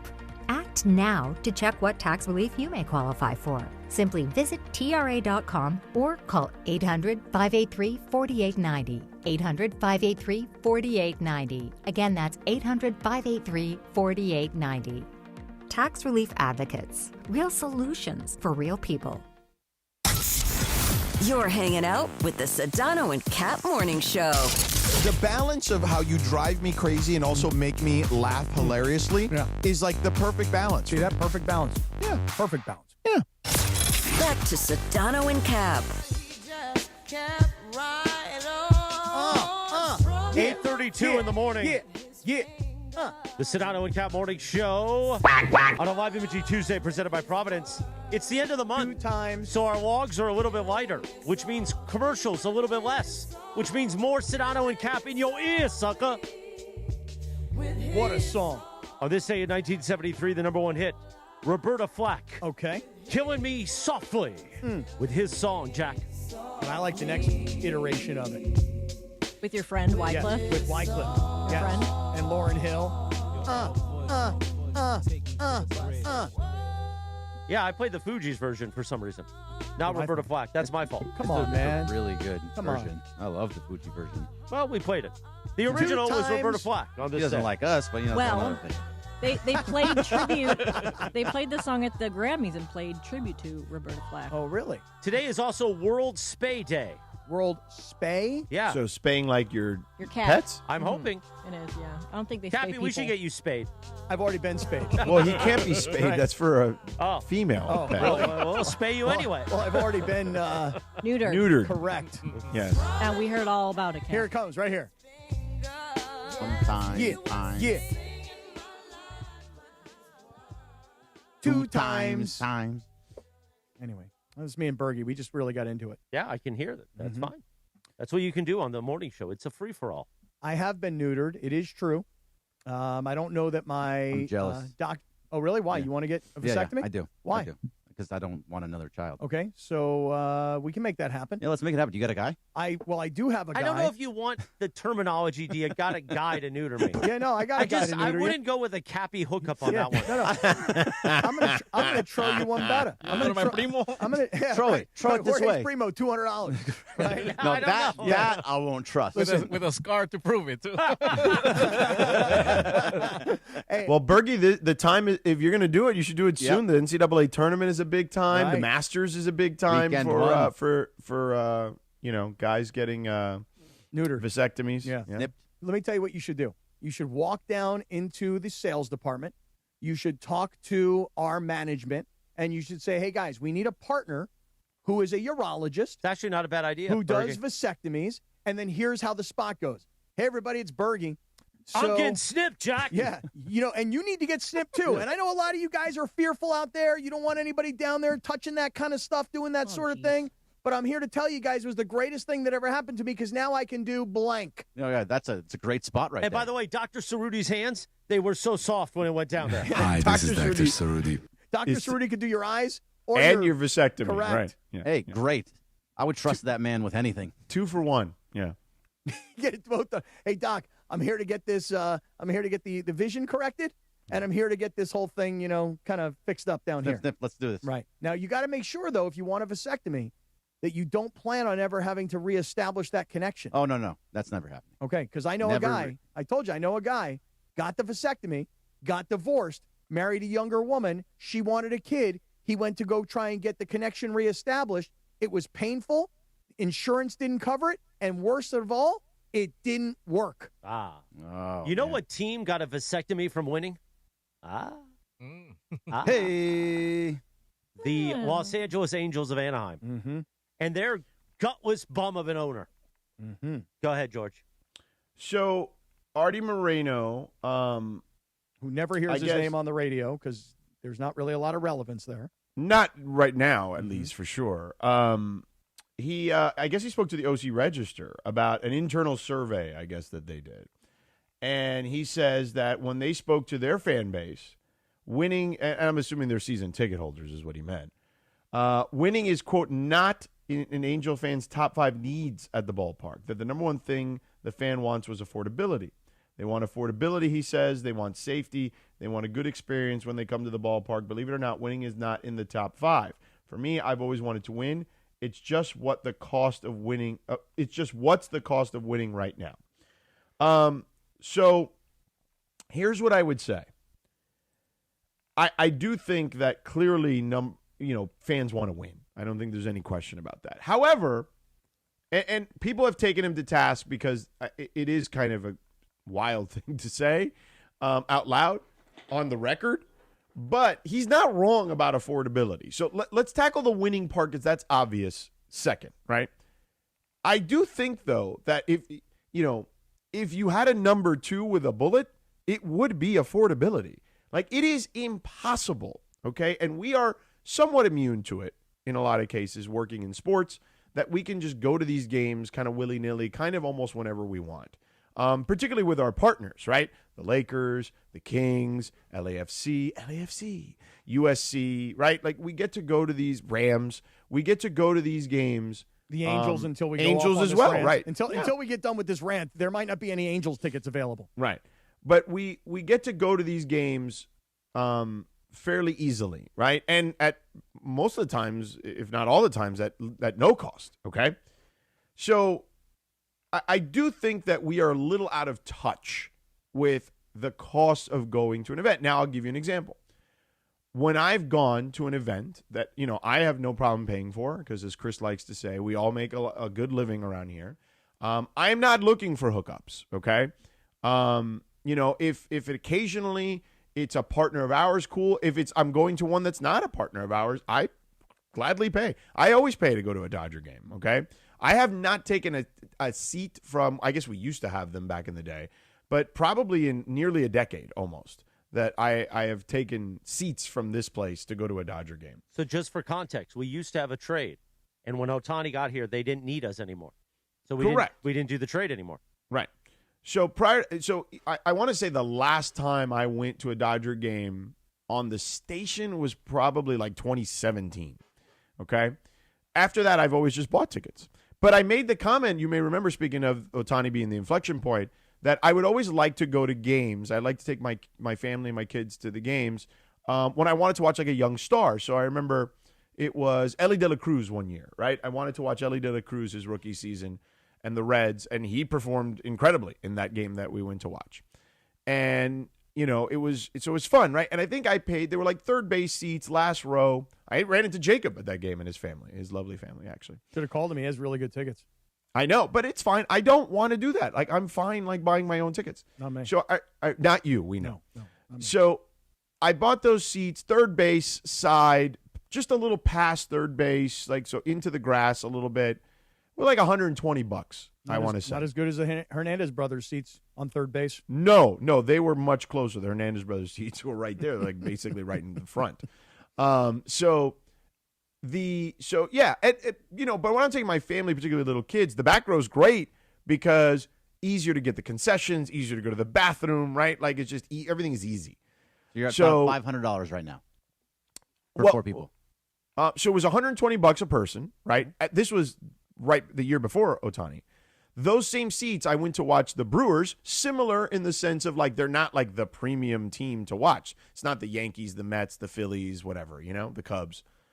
And those seats were $160 the year of Ohtani. Okay. So, like, what I'm saying is, and I'm fine paying for it, like, no big deal. But to Greg's point, that's not like a small increase. That's like 33%. And that's not including parking. That's not including food. Right. There's So, any gear that you want. So I went to Intuit Dome. I took my son to Intuit Dome a while back. And, I got these tickets on the secondary market, so it was a little different. And I got good seats. But, I probably had to pay a premium because they were good seats and they were on the secondary market. But, yeah, like, it's not – if you want good seats – hell, forget about good seats, but if you want good seats, it costs a lot of money to go to these games. So, yeah, like, while I think fans want winning first, I don't think the affordability part of this should go unsaid, and especially, Cappy, after what you said yesterday about the report about the Lakers raising prices as well. Right.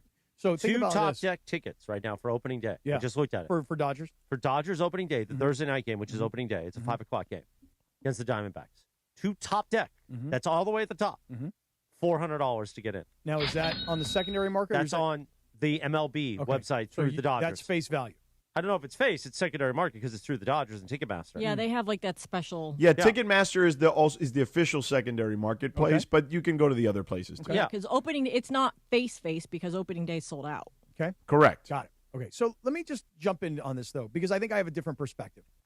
So, look, when you're Arte Moreno, first and foremost, if you think that the number one thing that fans want is affordability, if you think that's the case, my suggestion to Arte would be, don't say that, okay? Because the number one thing fans really, really want is they want to go to a game and they want to see their team win. Yes. And here's how, this is where my perspective on this comes from. So obviously everybody knows, spent 20 plus years in San Diego. Listen, when the Padres opened their new ballpark, this is 2004, the first year everybody's like, oh, this is awesome, I want to go. But even in years where they won division titles, 2006, 7, Lindsay? 6-7. Thank you. 2006, 2007, 2008, in that neighborhood, I can remember going to playoff games in Petco Park that were not sold out. Okay? Then, for the next however many years, they were awful. They were a terrible team. They weren't competitive.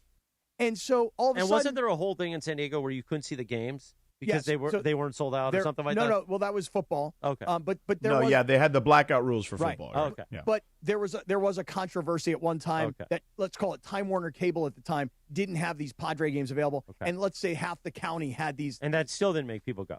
Right. Because they were terrible. So what happened is you have a 45,000-seat stadium that, believe it or not, as of the last 2 years, has been the number 2 attendance in all of Major League Baseball behind, of course, the Dodgers. But nobody would have ever thought that the little San Diego Padres would sell out every single night because, George, from probably 2009 till probably 2019 or 20 or even 21, there were 11,000 people in that stadium. Right. And you know why there were 11,000 people? Because they stunk. And as much as they tried to sell you on, hey, we've got really good local craft beer, and every local branded restaurant has a place here inside the ballpark, and isn't it beautiful? Yeah, it is.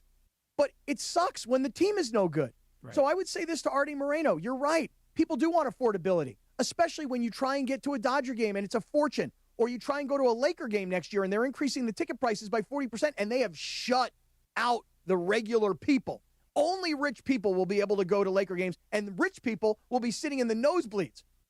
But if you think affordability is the number one issue, shut up. Don't say that. What people want to hear is, we want to win. That's the number one thing people want, is when they go to an Angels game, they want to see the Angels win. And if you think that affordability is the number one thing they want, then here's what I would say to you. Then why is the place like mostly empty? Because it's very affordable. There's a way to do that. If you think that's the number one thing, reflect it in your marketing, reflect it in your obvious pricing, right? And then, but make sure, because if you drive more people to the ballpark, then you can win, right? So there's a strategy to this, right? That I think he's putting the cart ahead of the horse. If you make it affordable, maybe more people will go, which means maybe you'll be able to spend more money, because he's claiming the affordability issue is not only a fan issue, but also an ownership issue, is what he's claiming. Well, again, I'll just go back to this example that I'm using. There was this guy many years ago who owned the Padres at the time. His name was Ron Fowler. And Ron Fowler, when we would grill him and go, why are you guys not spending money on players? He'd say, listen, we want all the Dodger fans to come down to San Diego for these weekend series so that eventually we can take in all of their money, and then we can take that money and we can spend it on better players so that we can eventually go try and beat those guys. So it was like, you're trying your best to be a winner, and or at least you think you're trying to be a winner. And then you look at Arte and you look at the Angels and you go, listen, this is a team and an organization that hasn't been good since 2001 or 2002? What was the year they won? They won the World Series in 2002. They haven't made the playoffs. 2006. Mike Trout, they haven't made the playoffs very many times, if at all, right, in the Mike Trout era. So Mike Trout has been to one playoff series. Right. He played 3 games, and he had 1 hit. Yeah. I mean, affordability is By the way, massive 2002, issue. you know who owned the team? The Walt Disney Company. Yeah, that's right. That wasn't Arte Moreno's year. He bought it the next year. Yeah, and for all the money that he has, and for as much wealth as he has, and this is, again, 25 years ago, and he has spent money. I mean, I'm not trying to knock Arte in that sense. I mean, he has spent money. It's just none of it has worked out. I mean, you get Albert Pujols, and you're thinking, hey, this is awesome. You got Albert Pujols. But Albert Pujols was not the guy that he was in St. Louis for the previous 5 or 6 years. So affordability is a big problem, obviously. But if you're going to try and put out an affordable product that's not very good, you're going to have a lot of empty seats. Yeah, again, I think that he's wrong in what the priority is, right? Like, I think we are all in agreement there. I think that's obvious. Well, but I do think that he raises a good point about affordability, and I think the messenger is the issue there, right? I would ask Arte this question, George. If winning is not in the top 5 of a fan, if affordability is number 1, what's 2, 3, and 4? Well, he said they want safety. They want a good experience when they come to the ballpark. Those were the top three, I think he had. Okay, they want to see the rally monkey still being hoisted like it's 2002. Unbelievable. Affordability, safety, and the waterfall and that doesn't work. experience. Right. Yeah. I don't know. And train singing, calling all angels. But he's wrong about winning not being number one. But the affordability thing is a real thing. It's just the messenger who's giving you that message is the one you don't like, and doesn't mean he's not right about it. Okay, because a broken clock is right twice a day. Beautiful. That's part of the morning wood. As I knock on that hardwood, the morning wood. Mm-hmm. Our friends at Hernandez Wholesale Flooring. If you're in the market for new flooring, shop at Hernandez Wholesale Flooring, where every day is a deal. No gimmicks. Call 866-62-FLOOR, F-L-O-O-R, or go to HernandezWholesaleFlooring.net. No sale beats wholesale. 848 on a Live Imaging Tuesday, presented by Providence. And in the effort to fit in as many endorsements as I can, let's talk about our friends at VisionWorks, Cappy. Oh, listen, we love VisionWorks. We'll be there this Friday. And as a matter of fact, this Friday, we're going to be at the VisionWorks in Fullerton. And as Chris mentioned earlier, we have 4 different brand new, never been seen before Sedano and Kap T-shirts that have catchphrases from the show on them. So, for example, yesterday, Chris, I know you launched the Sedano T-shirt, which is 2 things can be true. With Sedano's face on it. Then you launched the new T-shirt with my face on it that said, hey, man. What will be next? ... So whatever, listen, you come down to VisionWorks in Fullerton on Friday, look around at the glasses, maybe get an eye exam, something I know I desperately needed. But you also get your new Sedano and Kap T-shirt that no one else is going to have. The VisionWorks is in Fullerton off the 91 freeway. Harbor and Orangethorpe, right there at Orange Fair Mall, next to the Best Buy. Sprouts is across the street. So if you want to walk over to Sprouts and get some healthy organic milk, then come over and pour it on Cappy's head. Why not? Hey, bring it. Almond milk is my preference, please. And by the way, you're getting your tax refund. Don't waste it on Angels tickets. No. Don't waste it on a rally monkey. You know what you got to do? Tell us. Spend it on your eyes, Jack. Come to VisionWorks. They got that special 60% deal on Friday morning off your glasses, Lindsay. And Lindsay will help you pick them out. I will help you pick them out, make them look nice and stylish. Also, you can go to visionworks.com to schedule your eye exam. Whether or not you're going to come out and see us on Friday, go to visionworks.com. You can find a store, schedule an eye exam. You can even buy your glasses on there, pick some out if you're going to come and see us. And they got the BOGO deal. Buy one, get one free. All glasses. Really. Really. That's what it says. Really. We're going to be doing a radio morning show in VisionWorks in Fullerton. And there's a rumor the Italian Stallion's going to come out and look at your prize picks. Oh, that would be incredible. There's a rumor. Okay. I don't know if that's true or not. All right. Well, I'm starting to play a lot of hockey players now. We'll see you Now Friday really morning in the city of Fullerton at the VisionWorks, Orangethorpe and Harbor, right there off the 91 freeway. We're back in 2.5 minutes on the Sedano and Kap Morning Show. The Sedano and Kap Morning Show. We'd like to thank our founding partner, East Central Hotel, the official downtown home away from home for Cappy and Morales. EastCentralHotel.com. This is the Sedano and Kap Morning Show. LinkedIn is pretty amazing at helping you grow your small business. We cannot make your email response time faster. We can help you sell, market, and hire in one place. We cannot help you find space for your 3 desk drinks. Why do you have 3? And while we can't help you find the perfect volume for your presentation video, LinkedIn can help you find the perfect audience for your business. Grow your small business on LinkedIn. Learn more at linkedin.com/smallbusiness. Wesley Financial Group is not a law firm, and Chuck McDowell, definitely not an attorney. This is Chuck. If someone talked you into buying something really silly and you want to get out of that silly little thing, my advice, get the facts. Call me and I'll send you our timeshare exit kit absolutely free. Inside, you'll learn how timeshare works and all your options for cancellation. Call Wesley now for your free exit info kit. 800-646-5454. That's 800-646-5454. Bruh. And straight to the championship with a brand new truck from Northridge and Wonders Toyota. Lease a brand new 2025 Tacoma for just $84 a month for 36 months plus tax, only from Northridge and Wonders Toyota. You got a trade-in? Your ride could be worth more than you think. So get in the game with Northridge and Wonders Toyota. They make it easy. 2025 Toyota Tacoma 2.4L Turbo, model 7162G, VIN number 32YJDAHN 1ST037657. Lease excludes tax, title, license, registration fees, dealer options, and charges. $59.95 due at signing. What's on tap today on ESPN LA? The Lakers are back on home court to take on the Orlando Magic. The Toyota Lakers countdown with Beto Duran starts at 6 p.m. with tip-off at 7:30. By the way, they were on that home court on Sunday. Hear it on your afternoon drive on 7:10 a.m. or in crystal clear digital audio on the all-new ESPN LA app, brought to you by Michelob Ultra, a superior taste worth playing for. The official beer sponsor of the Los Angeles Lakers. Please enjoy responsibly. We're back in 1 minute.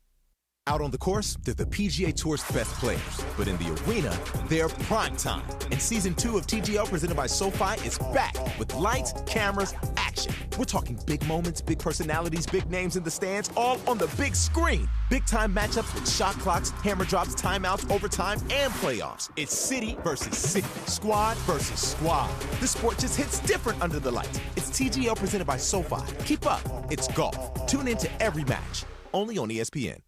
I'm Boomer Esiason. My mom died from cancer. She was only 37 years old. She didn't have life insurance, and that was devastating for my family. That's why having life insurance is so important to me. Ethos makes it fast and easy. Get a quote in seconds, apply in minutes, and get same-day coverage. You can get up to $3 million in coverage with no medical exam. Get your free quote at ethos.com/play. That's ethos.com/play. Paid spokesperson. Time spent on application may vary. Online health questions required.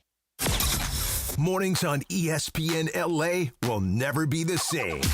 Don't get dismissive with me. I'm asking you a question. Okay. Wow, don't get dismissive with my boy Sedano today, Bergman. Sedano and Cap have taken over Morning Drive. I'm going to get upset. Back to the guys. 8:53, good morning. The Sedano and Cap Morning Show on a live imaging Tuesday, presented by Providence. It's game day, which means it's time to BB go for it. Listen to Mason and Ireland today for your chance to play. When you hear the cue to call, be caller number 7, and guess which team scores the first three-point basket of the game. Get it right, and you're going to win 100 BB Go promo code bucks for all that great BB Go product. Plus, be entered for a chance to win a trip to basketball's biggest stage from our friends at BB Go. Bring something different to the table. BB, go for it today on Mason and Ireland. On this day in 1993, Cappy, Michael Jackson received the Grammy Legend Award presented to him by his sister Janet at the 35th Annual Grammy Awards. I do know this. I have a friend of mine who is a crazy Michael Jackson fan, and every single time he sends me a text, it's something like, hey, man, I hope you're having a thriller of a day. I swear to God. Stop. That's not a real person. I swear to God. I don't believe you. I swear to God. Prove it. Listen. Prove it. He sent me a message earlier this morning. He's like, I'm trying to get a meeting that's going to produce Thriller tracks, and Thriller is all in caps. This guy was a former boxing champion. His name is Paul Vaden. Paul the Ultimate Vaden. And he grew up loving Muhammad Ali and Michael Jackson. So he tried to incorporate both of them into his boxing style. And to this day, I promise you, he'll text me. He'll just text me, Shaman. I'm like, okay, he needs to get a hold of me. I'm not joking. That's the way my brother Paul does it. By the way, another Jackson is having a birthday today. Our friend, O'Shea Jackson Jr. turns 35 today. Hey. Hey, happy birthday, Shay. Happy birthday. Of course, he's part of our family at ESPN because of the Rich Eisen show. Mm-hmm. Him and TJ Jefferson have their, what's the name of their wrestling podcast? It's great. No Contest Wrestling. No Contest Wrestling each Wednesday, I believe, on the Rich Eisen Show podcast network. By the way, when TJ came to the Hollywood Park Casino, TJ's great, by the way. Like, I had no idea that he was part of the Rich Eisen Show because I didn't really have any exposure. You didn't rip to Rich to him, did you? No, I didn't. Okay. I didn't say the. You're not like, hey man, this Rich Eisen guy, we're putting on. Like, I mean, what's I don't with this guy? I mean, you didn't say 3-2. 3-2. But I didn't know that he was part of the Rich Eisen Show. Like, I just thought that he was O'Shea's podcast partner. You know, now I watch the Eisen Show sometimes on ESPN, and I'm like, oh man, don't I feel like a jerk? Or doesn't he? He's like, who are you, bro? Also, Phil Knight of Nike fame turns 88 years old. 88? He's old, man. Wow, 88 years old. What a life, man. That is incredible. And Floyd Mayweather Jr., who's fighting again for some reason, turns Manny 49. Pacquiao on Netflix. Yeah. We need to talk about this in the YouTube hour. We really do. Sure. Manny Pacquiao and Floyd Mayweather Jr. Isn't Floyd turning 49? Is that what he's turning, 49? That's what I just said, yes. Yeah. Then why'd you have to look down at the paper again? Because when you questioned it, I thought, did I say the wrong number? And then I looked down. Pacquiao? You looked at the paper. You don't even have it on the paper. Well, Pacquiao's not on this piece of paper. I think he's Not 47. his birthday. I think he's 47. How about that? All right, we got to talk about that, George, coming up. The Eisen Show begins terrestrially on 7:10 a.m. and on the app. We continue the YouTube hour. If you're watching us on YouTube, stay right there. If you're listening to us on the app, stay right there. We're going to have some fun and frivolity. And I'm going to leave at 9:30 this morning, so you get bonus time. That's all I had. The Sedano and Kap Morning Show on a live imaging Tuesday, presented by Providence. Smile, sucker! Change is in the air at LAX. Los Angeles International Airport's automated people mover trains are rolling soon as part of LAX's ongoing investments in improving your travel journey. The new trains will quickly move guests between all terminals. The new consolidated rental car center, metro trains and buses, and economy parking in 10 minutes or less. Departing every 2 minutes, they'll help approximately 30 million passengers per year. Learn more at lawa.org/ESPN. That's lawa.org/ESPN. Mike, in sports, dynasties don't happen by luck. They happen with culture, coaching, and execution. Couldn't have said it better myself, Travis, but that's exactly how we run Rotolo Chevrolet. Mike, it's actually pretty simple. Customer service that takes care of people. It's probably the biggest reason why people choose Rotolo Chevrolet. They come from all over California. 210 freeway, Sierra Avenue exit, right there in Fontana. I'm going to remember that the rest of my life. Love it. And of course, RotoloChevy.com. ROTOLO Chevy.com.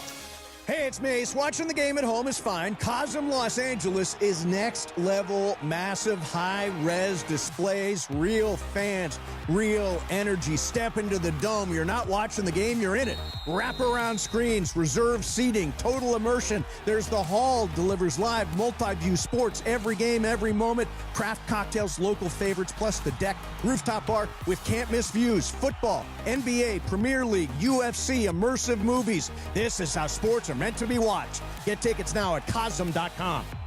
This is an important notice to all U.S. taxpayers. The IRS is giving away billions of dollars in tax savings through a federal program called the Fresh Start Initiative to aid delinquent taxpayers. This initiative was established for anyone facing financial hardship and unable to pay their back taxes. Qualifying and enrolling in this program will stop all collections, settle your delinquent tax problem, and even reduce what you owe by thousands of dollars. Call the hotline at People's Tax Relief to see if you qualify and get this free information by dialing 800-372-2017. If you have unfiled tax returns or cannot afford to pay your personal or business back taxes, you can now get the help you need. One simple phone call can resolve your tax problem and save you thousands of dollars. To see if you qualify and to get this important free information, call 800-372-2017. 800-372-2017. 800-372-2017.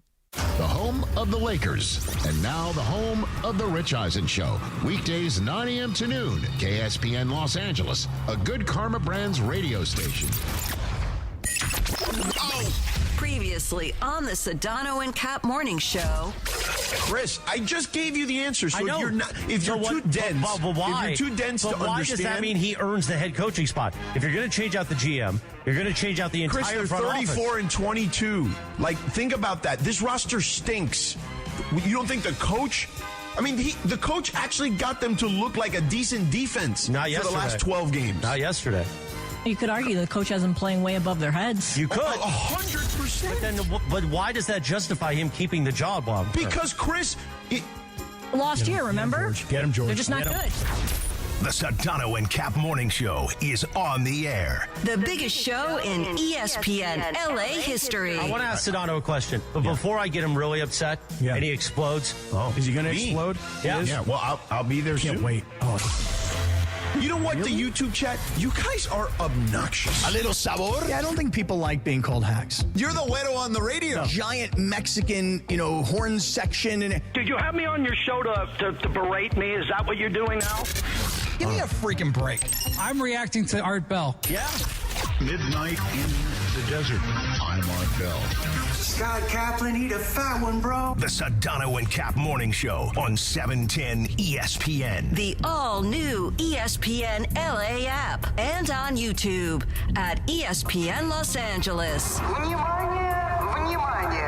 With bigger than U.S. Steel. Wow, that's crazy. Well, you want to BitBoy. Right now. Monstrous. Beto, I don't want to eat that. We did it, Dad. We did it. You were riding high on the stinger last time. Oh, big time. Right, that's right. Of course we were. So I'm watching, and it's tight, right? So I'm in there. So, mongrels, stay tuned. Jeannie Buss in person? God damn, will you shut up?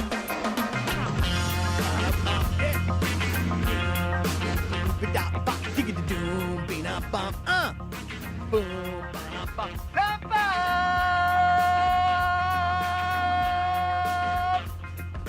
9:02 and 25 seconds.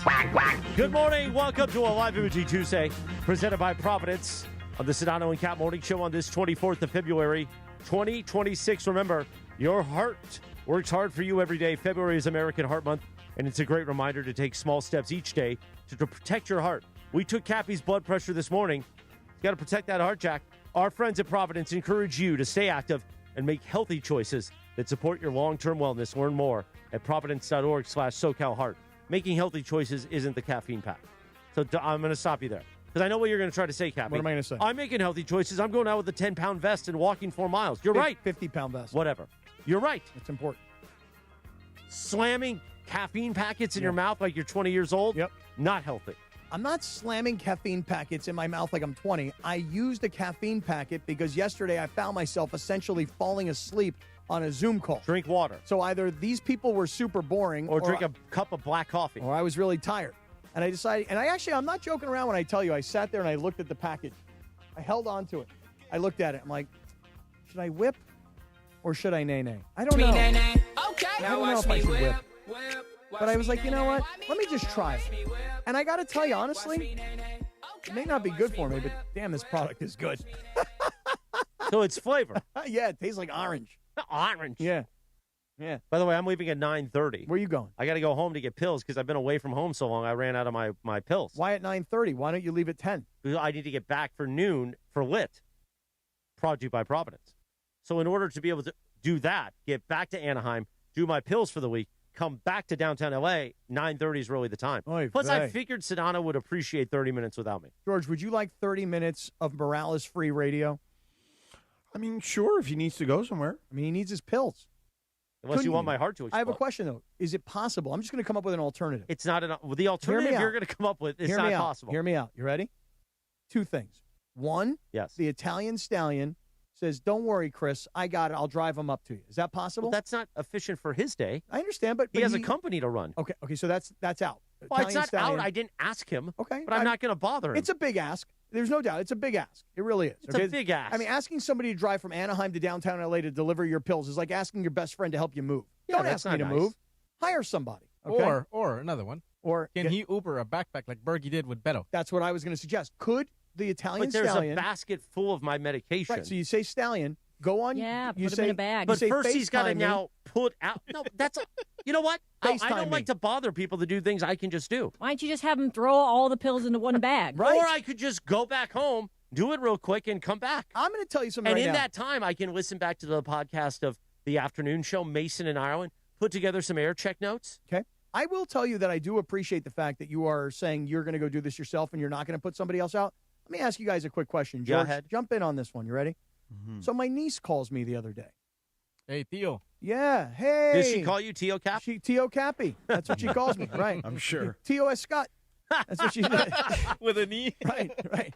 She goes, hey, listen, when I came out to visit you guys over the holidays, me and my boyfriend, we went to this brewery, and we bought a glass from the brewery, and the glass broke. And so I went onto their website to try and buy another one so that I could have it delivered. It turns out they don't sell them and ship them. You have to buy them there. Would you mind going to the brewery and getting me this glass? Now, if the brewery were a mile down the road, I'd be like, yeah, sure, no problem. So wait a minute, did she steal the glass? She didn't steal the glass. She bought the glass. And you can't buy it online? Apparently, you can't buy it online. They don't do any shipping. Why doesn't she call them and tell them the situation? She apparently did, and they said, we still don't ship glasses. All right. So she asked me if I would go to the brewery, buy the glass, and then ship her the glass. Now, the brewery is not a mile down the road. It's not 5 miles down the road. This is like a 25-mile drive for me to get to this brewery. And I'm going to just have to explain to her the reality of the situation, which is this. That is outside the scope of our relationship. Also, I would say this. Even if you went and got it, because it's 25 miles, which in Southern California could mean an hour and a half. Yeah. But nevertheless, let's say you go to that brewery. Now packing a piece of glass to ship, that's a whole other ordeal. Right. So I recently received a piece of mail in my house that is not for me. It was for the previous resident at the house. And I can tell that it's a check. And I contacted these folks, and I went, hey, do you guys want to come over and grab, there's a check here. And they're like, oh, well, we'll come over, we'll get it. Then another check arrived. And I called them, and I go, hey, guys, there's a couple of checks here for you. You know what they said to me? They must be money laundering. They said must be. That's the only answer. That's the for everything. I love it. They said, hey, could you send us those checks? And you know what my answer was? No, I can't. Well, no, you can. You can just put them out for the post person. Yeah, you just say wrong address or whatever, Like return to there's sender. But don't you guys understand Not that, your responsibility. that this is asking me to go above and beyond? Well, not really. You just put them back in your mailbox and put a note to the postal worker. Write that it says, on there. hey. But the note, again, Not at this is address. above and beyond. So what I tried to explain to them, I go, clerical things like this are a weakness of mine. So, George, when I say to my niece... Well, can't you have Justin, your son, do it, who lives for free in your house? Yeah, I don't even think he could do it. Okay. No, yeah, I don't think so. Hey, screw you, Dad! George, when I tell my niece that it is outside the scope of our relationship, that I am not driving 25 miles to buy her a glass from a brewery, to then pack the glass and then take it to a post office and send it and so on, I'm sorry. I mean, I love you, girl, but this is outside the scope of the relationship. Do you think that that's a legitimate thing to say to somebody? Well, I don't know if I would phrase it that way. I'd be like, it's really out of the way. Are you ever in the area is my question before we go down this path. Never in the area. Okay. So then just say, hey, look, it's just really far. I don't have a chance. I never really in that area. So if I find myself in that area, then I'll pick one up for you. But it just is not part of where I regularly go. And it's not even anywhere near anywhere I normally go. But if I'm in that area, I'll definitely, make the effort. Did you already answer her, Cap? I tried to pull one of those moves where, like, I'm saying no, but it's still kind of open-ended that there could be a yes. You should have that's what you should have done. I would just been like, yeah, next time I'm in the area, I'll pick one up for you, and I'll text you. Yeah, that's the end of it. That's it. But you're never in the area, so it doesn't matter. So it's not like she's going to follow up, and if she does, be like, yeah, I haven't been there. She also had one line. Gosh, I shouldn't say this on the air. I should not say this. You know what? I shouldn't say this. You have to say it now. No, I shouldn't say this. Well, you're already way past that. Yeah. I know, but you do this to George all the time. I shouldn't say this on the air, though. Okay, here goes. You ready? She actually said to me. You twisted your own arm there. She said this to me. She said, I'll Venmo you if you could just do me the favor of going and picking this up and then shipping it. I'll Venmo you, right? So the glass is going to cost, I don't know, $15. And to ship everything is going to cost probably got another 15 or 20 right. bucks. So what? So I'm like, okay, she's going to Venmo me $30. I mean, it's going to cost me 2.5 hours out of my day. She's going to Venmo me $30. So you want to ask her for gas money? No. This I mean, you're her uncle. Like, I mean, you got to be making more cheese than her. I mean, if you're going to go and spend the gas money, don't charge her for it. This is the part where I probably should have not said anything, but now I'm too deep into this story, so now I have to probably say something. So I thought it was a nice offer. Hey, I'll pay you for the glass. I'll pay you for the shipping. I thought that was a nice offer. However, there's one small issue that happened her last visit when she was here that makes me think that she won't actually Venmo me. Okay. Even though I don't need her $30. Right. So we all went to Disneyland, right? I took her and her boyfriend to Disneyland. He's a hell of a nice guy. And how old is she? She's probably 25 or 6, something like that, 26. Yeah. And we went to Disneyland, and she went to one of these little shops in Disneyland. It was like more of a cart, like that was selling little tchotchkes, right?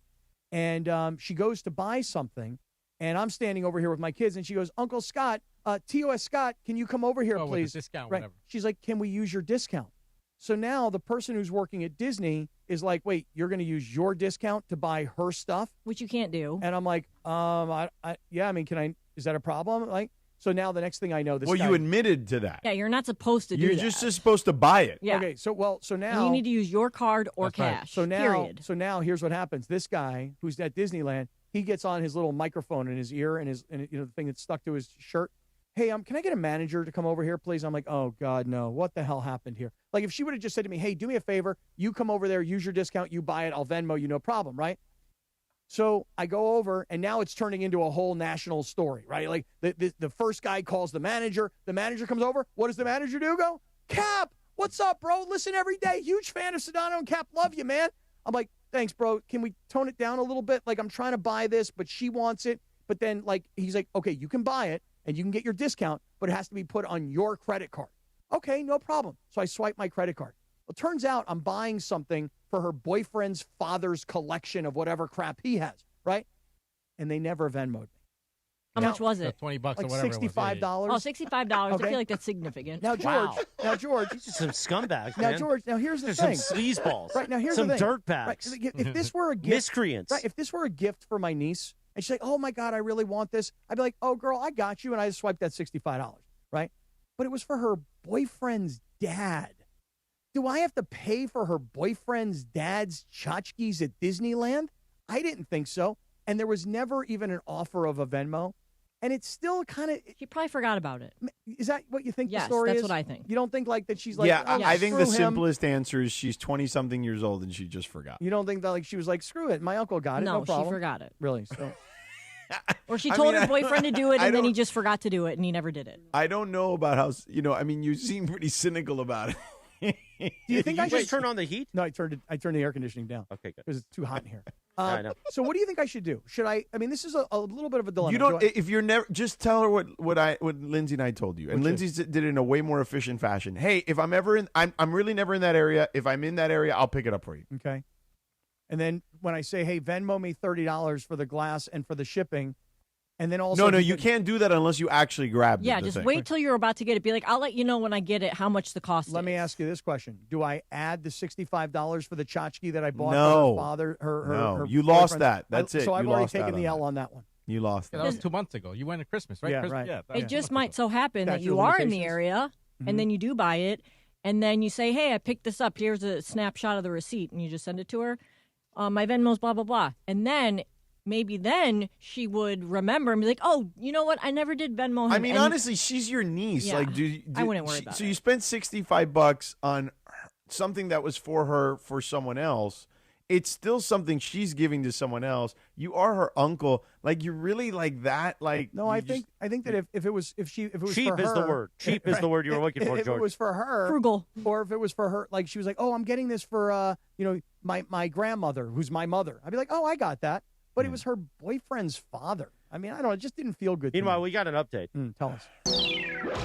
The Italian stallion, my uncle, who is listening, has offered to bring the pills up. See, he said he was going to be in Santa Fe Springs anyway. See, I knew this. there for you one of his go. properties. See, this guy is the best. He's the But best. he is the best. But I told him, don't worry about it because you got to bring the whole basket, and I don't know what pills Just are tell like. him to throw them all in a bag. But there's sometimes where I go to the pharmacy and they're still in the bag, and it's just a lot of stuff. And then we got to like do them here, and then he's got to take the basket back. It's just a lot. Why don't you just get And put them in a frankly- backpack? And what I told him is, frankly, I could use a break from this place for 2 hours of silence. I got you. So, I mean, but here's but he's a mensch, as you would say. Not only is he a mensch, but he's a stallion, and there's He's a an big, Italian stallion. There's a big difference between like a Mustang who's out there in the fields and just running around with no thoughts of what they're doing, and then there's a championship stallion, somebody who's bred for perfection. The horse. And that is the Italian stallion, your uncle. You, on the other hand, you're a little bit more maverick. He's more stallion. You understand the difference between the two of you Well, guys? he does 2 Pelotons a day. Oh, What's really? a maverick? Yeah. That's a type of horse? A Mustang, rather. Excuse me. So you only do 1 Peloton a day. He does it twice. Really? Does he do 30 minutes at a time, 45 I minutes think he at a does time? 30 minutes at a time. 30 minutes, 2 times a And day. he lifts. For the stallion. And he hangs upside down. Oh, I like that upside down machine you teeter guys thing? got. Yeah. I want to get on that thing. You should. I know. I love that thing. But with the high blood pressure, you got to be careful because all that blood rushes to your head. Oh, really? Yeah. I thought it was just good for my lower back. It is. Boy, you and this blood pressure thing, am I going to die tomorrow? Well, by the way, if I in do, make context- sure you hold on to this tape. You know what my blood pressure was in context? What was it? 225 over 175 when I went into the emergency room. Okay, see, I don't have that problem. No, you don't. I was at 160 over, 90? It was 165 over 95 or something That's like fine. that. That's just, I just got done running a marathon. All right. I'm fine. George, so back to you. Cappy, yeah, I think just just grab it if you want to grab it. How about that? Yeah, grab it if you want to grab it, All Cappy. right. And I love my niece. I love her. She's amazing. It sounds like you love her a lot. No, she's an amazing young woman. She But really you're is. not the kind of uncle my uncle is. Because if I asked my uncle to do that, he would do it. Your uncle would drive down, get the glass, package the glass, ship the glass, and not even ask for the Venmo. Probably not. Theo Stallion said, I'll bring you the man. Right. Yeah, You know Theo what I'm Stallion. saying? We got to get him a T-shirt that says Theo Stallion. Ask him if he could stop and get the glass. You know, that's not a bad idea. Hey, Theo Yeah, Stallion. hey, while you're on your way. You'd probably do it. Since you're not driving north today to deliver Chris's pills, can you drive 100 miles south and go pick up my niece's glass for her boyfriend? And tell him you'll Venmo him. And then not get paid. Yeah, his Venmo is Theo Stallion. Cappy, yo, I feel like you should be ready to roll here pretty soon because there's a lot of football in the air today. Football. The draft combine, people are there. Indianapolis, St. Elmo's. Although I would suggest our colleagues don't go to. I mean, look, if you want to go to St. Elmo's, it's fine. It's a fine establishment. But the new spot in Indy is called Commission Row. Commission Row. That's really the spot. You know, George, I thought about going out to the scouting combine and doing. For what? Well, let me tell you. I thought about going to the Radio Row at the scouting combine. But, I mean, since you called the Radio Row at the Super Bowl the saddest place on planet Earth, I thought to myself, well, if you think that Radio Row at the Super Bowl is sad, what might you think that Radio Row is at the scouting combine? See, I actually think it would be more fruitful because they'd actually talk football there and not try to sell you Wegovy. You know what I mean? That's true. Mm-hmm. You know, Riz is there. Oh, really? Yeah, so's Rich Eisen. Right, Well, Rich Eisen is there. I'm seeing it on TV right now. But Rich Eisen has, like, NFL Network responsibilities, doesn't he? You know? Yeah, but he's there for ESPN he right does- now doing his show. He does a Eisen run, doesn't he? Isn't that what it's called? Well, it's a charity Yeah. thing, too. Yes. Is he getting slower as the years are going on? I don't know. I haven't kept up on his Yeah. 40 time. Me neither. But, Cappy, you know, Mel Kiper also put out, in honor of the draft combine, the scouting combine, he put out his first edition, Mel Kiper Mock Draft 1.0. Does he have Shedeur Sanders going number 1 overall this year? He has Fernando Mendoza. Ah, okay. Yeah. Okay, so Fernando. Saludos, my friends. Hello, Fernando. Yeah. Now, Now, here's tell me the more. thing. I was listening to the Todd McShay podcast Wow. yesterday. Wow. He's part of the Ringer Network with Bill Simmons. Mm-hmm. And because, you know, I like the draft. I watched a lot of these kids play. In some cases, I've covered some of their games, right? I know you, bro. Hey, I know you, bro. If you play in the ACC. Well, and I was pretty knee-deep in a lot of these playoff games, right? Like I was, flying around watching these games. So I've seen a lot of these kids even beyond that. Okay. So do you want to hear some of the highlights of what Mel's got in his mock draft? How about you ask a question? I'll tell you what they're doing, whether it's a school, a team, a player. Go ahead. All right, here goes. Number 1 overall pick goes to the Raiders, and you've already mentioned that he's got Mendoza number 1. Correct. Now that's Mel Kiper. Todd McShay on his podcast I was listening to also has Fernando going number 1, not because he believes he's the best player, but he believes that the Raiders will take him at 1. He actually, when he did the kind of historical rankings or recent history rankings, he would rank Fernando behind Jaden Daniels, Caleb Williams, Drake May, and Cam Ward. I might also, but here's the thing, and we talked about this earlier today.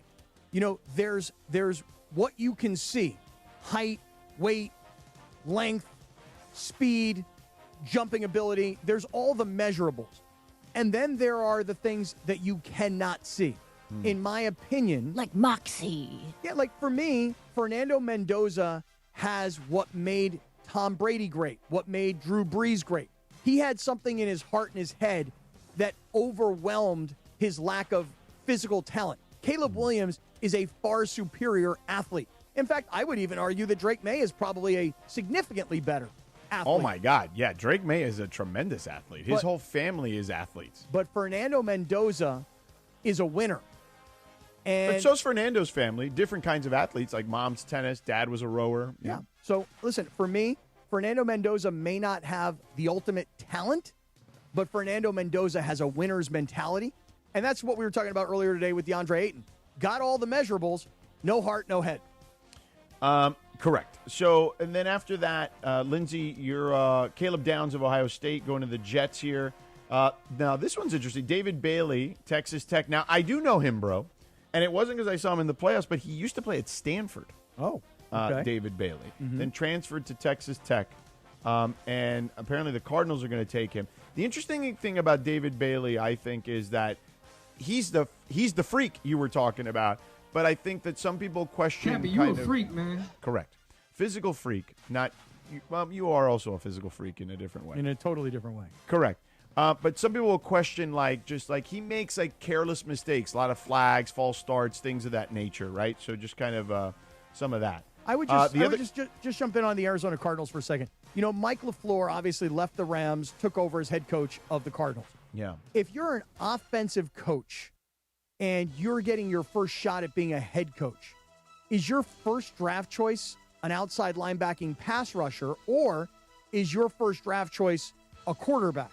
Well, but there's not a good enough quarterback to take there is the problem. But do they even have a quarterback in Arizona? They don't, because Kyler Murray is moving on. But I think what's happened is some teams have thought to themselves, you know what, this isn't a good quarterback draft. I'm just going to punt on that. We're going to take the best player available, and we'll figure out the quarterback situation next year when it's a better draft class. And I think, didn't Jacoby Brissett finish the year as the quarterback for the Arizona Correct. Cardinals?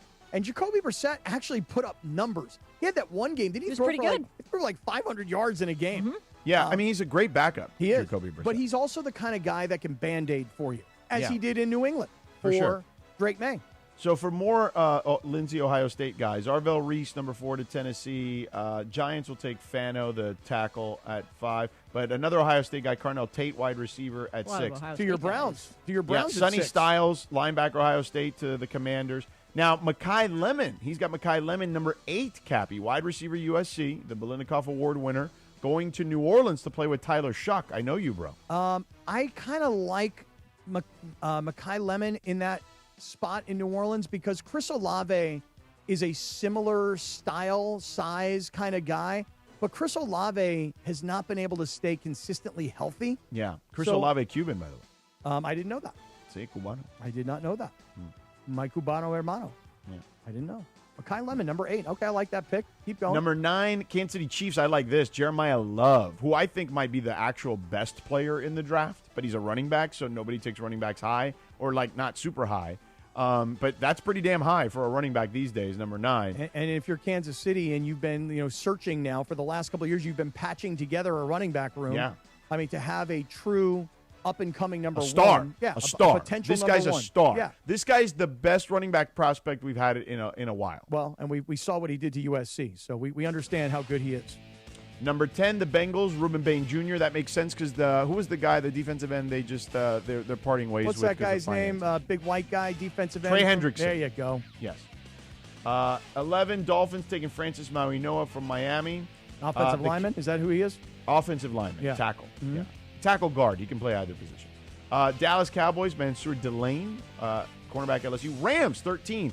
Jamad McCoy, cornerback Tennessee. Now, I wish they could get the kid from LSU because he's clearly the best corner in the draft. But they say the McCoy kid from Tennessee is pretty darn good, too. But he's a guy that didn't really play. Yeah, because he had the ACL knee injury last year. Yeah. Yes. But the Rams must get stronger in the secondary. No question. I'm not telling anybody anything that they didn't already know. Yeah. But to be able to get a cornerback in the first round and have a young man play on a rookie contract, because obviously quarterback is the highest paid position.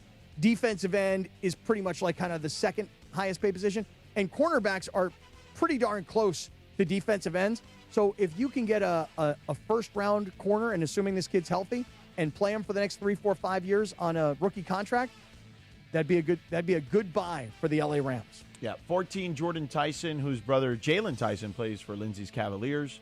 Wide receiver, Arizona State. That makes sense because they just need more weapons for Lamar if they're going to keep Lamar. I mean, they would need it in general, but certainly if they keep Lamar.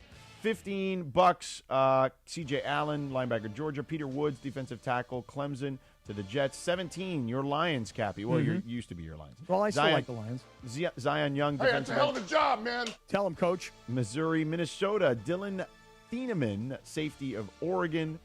Well, they had the Harrison Smith. He's retiring, so that makes some sense. Carolina Panthers, Keldrick Falk, defensive end, Auburn. Cowboys again, Akeem Mesidor, defensive end, Miami. So both Miami defensive ends. Pittsburgh Steelers. Here we go, Cap. Here we go. I like this one for them. Now, I think Ty Simpson has a chance to be the best quarterback in this draft. I would have liked him to stay in school one more year, much like Mendoza. Mendoza had a lot of starts under his belt. Simpson not a ton of starts, only 15. I would have liked one more year because I like kids who have at least 30 starts. Okay, at that position. So this is a complicated pick for the Steelers because, first of all, as of today, we don't really know what's going to happen with Aaron Rodgers. If I really go back into the history books of Aaron Rodgers and new head coach Mike McCarthy, I find it very hard to believe that those two can apologize and coexist. So it's now McCarthy's team, but they don't have a frontline quarterback. Now, on the other hand, hiring a guy like McCarthy, who's already got a Super Bowl, who's already been in the pressure cooker of Green Bay and Dallas, Mike McCarthy with a rookie quarterback, he did sign a 5-year contract. So it gives him and the Steelers time to know what they're doing, which is we're starting at the beginning with a brand new quarterback. But I don't know. I mean, I can't. Will Mike McCarthy start a rookie quarterback? Or what's the kid's name that was at Ohio State the year before that they drafted in the middle Will rounds? Howard. Yeah. Will Howard. Because a lot of people think that Will Howard I don't know. was going to be a guy. I don't think he's a pro Yeah, quarterback. he's not an NFL quarterback. All right, well, we're going to find out. So Ty Simpson, the quarterback from Alabama, to Pittsburgh at 21. Okay, interesting. Steeler fans going to pound some irons if they draft Ty Simpson. Yins are going to go down to Alabama and that. Yins are going to get you a quarterback. The Super Bowl and that. Keep going. And that. 22, the Chargers will take Oliva Vega Ioane, the guard from Penn State. You know why that is, George? Well, because they've had so many injuries on the offensive line. Right, and because last year they went out and they got that offensive lineman from the Philadelphia Eagles. And that guy was pretty much hurt all year, too, and he's an interior offensive lineman. But if you're the Chargers, you know, this is what Harbaugh does. Harbaugh builds O-line first, and that's how you build a team, is you start with O-line and D-line. And remember when he first drafted Joe Alt a couple years ago, and they said, well, how come you didn't draft more of like an offensive weapon? He goes, offensive line is a weapon. Yeah, I agree. I am with him wholeheartedly. Lines of scrimmage are underrated. 23 Eagles, Kenyon Sadiq, tight end, Oregon. Dallas Goedert is a free agent, so that makes sense. Cleveland Browns via Jacksonville. Monroe Freeling, tackle from Georgia. Chicago Bears, Caden McDonald, defensive tackle, Ohio State. Buffalo Bills, Denzel Boston, wide receiver, Washington, San Francisco. Wait. The guy's name is Denzel Boston. Yeah. But he went to Washington. Yes. Okay. I see what you're doing. See what I'm saying? Yeah. Yeah.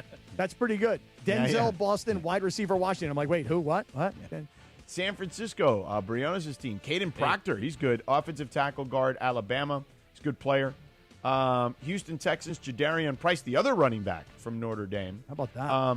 And look, they have Woody Marks. Joe Mixon's future a little uncertain. He was hurt. Obviously, they have Nick Chubb, who's a free agent as well. 29, Los Angeles Rams again. Blake Miller, offensive tackle, Clemson. Now, look, Rob Havenstein retired, so they could use some offensive line help. Rob Havenstein did what last year Cooper Kupp would not do. When Rob Havenstein was approached, it was like, hey, dude, look, you've had a great career. You've been the longest tenured Ram for quite some time now. You moved with us. And you know what? You should retire a Ram. And that is what Rob Havenstein did. So go into the draft and find yourself another offensive tackle in the first round. I like this pick if it stays like this. And that's a kid at Clemson that started 54 games for them. That's a lot of games. Tackle. That's impressive. Mm-hmm. Broncos, Emmanuel, McNeil Warren, safety Toledo, Patriots, R. Mason Thomas, linebacker Oklahoma, and then Seattle. I like this one too. Avion Terrell, cornerback Clemson. I actually think that's a steal because I think he's a really, really good corner. If the Rams would consider him, even though it's a little higher, if they don't take a corner first, I would consider him on the second goal. Well, the other part of the Rams, just focusing in on our team here first and foremost, you look at this mock draft and you see the picks that they have, and you think to yourself, are the Rams really going to stay at 13? Are they really going to also stay in the latter part of the first round at 29? We know philosophically what they have done or have not done related to draft choices. So do you package these first-round picks and move up higher and get something that you really, really want? Do you stay where you are and pick up who's best available? Do you package them and move down to get more? I just find it hard to believe that the Rams will pick at 13 and 29 given their history. Yeah.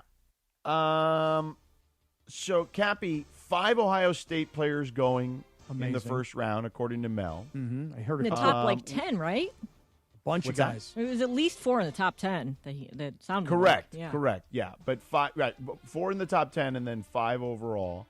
I heard 2 Notre Dame running backs. 2 Notre Dame running backs, 3 Miami players, 2 Mm-hmm. defensive ends, 1 tackle, 1 USC player. Right. How many Georgias? How about Clemson? I think I definitely heard Clemson with has 2. has 2. Georgia has a couple as well. Mm-hmm. Oregon's got a pair. Alabama's got 2 or 3 as well. Yeah. So USC getting somebody in the first round. I think that's a good start. Like I'm telling you, like this notion, like to me, the draft is very much reflective of how good your team is or should have been, right, in college. And I think that the more and more you start getting first-round picks, the more and more we know that you're going to be in the national championship. If I looked back, if I did it backwards, right, I would say that the chances are you were in the playoff or pretty deep in the playoff if you had multiple first-round picks. Yeah, I mean that. It explains why Ohio State is where they are in the world of college football. Right. Because they've got 4, 5, 6 first-round draft choices. It explains why Notre Dame was pissed off that they didn't make the playoff because they have 2 guys that are technically, or I guess theoretically, first-round draft choice running backs. Miami made it to the national championship, and I heard their name called 3 or 4 times during this mock draft. Now, look, there are other teams like Clemson who had a horrible season. They've got a couple of first-rounders. And then you pick up, places like Missouri or Arizona State. I mean, they weren't exactly like, in the playoff conversation. There's some talent, Every now and again, you find one guy on a team, even a bad team, that's a first-round talent. Yeah. So USC, again, good spot. Got 1 first-rounder. Mekhi Lemon is definitely going to be a top 10 pick, I think. Actually, you know what? I shouldn't say definitely a top 10. First half of the first round, I think for sure. And, they've got some work to do, I think still, and we'll see what this year looks like. But I think when you look backwards at it, it does tell the story more times than not. Clemson being kind of the lone outlier where they had a very disappointing season, but you remember, Cappy, right? They were supposed to be, in the preseason poll, they were like number 3 or 4, I think, if you recall correctly. Fell apart pretty quickly on them, though. Yeah. Hey, by the way, just speaking of USC for a quick second. Yeah. And then we got to get to the Lindsay segment. Okay, let me make a USC comment here. Hey, USC. Fight on. In addition to fight on. Hey, USC. You want to make your entire basketball season feel good? Well, you got a couple of shots. You got tonight at UCLA, and then you got Saturday, March 7th at home against UCLA. But do you realize that USC and UCLA both have the exact same record? Mm-hmm. So, we're all talking about UCLA because of the Mick Cronin thing last week. Mm-hmm. And then we were talking about UCLA because they wound up beating Illinois, who had just like 2 days earlier motorboated USC. The score was like 101-64, something crazy like that. Actually, I wasn't too far off, 101-65. So USC has lost 3 straight games in basketball. They've lost to Ohio State, they lost to number 10 Illinois, then they lost to Oregon by 1 point. UCLA, on the other hand, we know what happened. They lost that game to Michigan State. Mick Cronin made an ass of himself, humiliated the kid. The whole country was talking about Mick Cronin. Then what happens? Some guys need to go see the wizard. Then he comes back and he has probably his best win of the year against Illinois, which I said yesterday was a terrible win because what happens is when you put lipstick on a pig, you're like, okay, a coach gets saved by a big win when actually you should be hoping that the coach gets whacked. They beat Purdue, too, earlier in the year. That was a big win, too. I'll give you that one. But if you're USC tonight, USC, UCLA, look, there's a Laker game on tonight, right? Lakers and the Magic, USC, UCLA. And I guess you guys all getting primed up by watching the State of the Union tonight? Is that going to happen for anybody? No, but we can get to the maybe. We can get to the Lindsay segment and then talk about the State of the Union if you'd like, Cappy. There you go. Not really. No? But I would like to get to the Lindsay segment. Okay, good. Yeah. We like to play a TV theme, and this one is Sex in the City, and that's because it's Kristen Davis's birthday. Which one was Kristen Davis? Which one was she? She was Charlotte.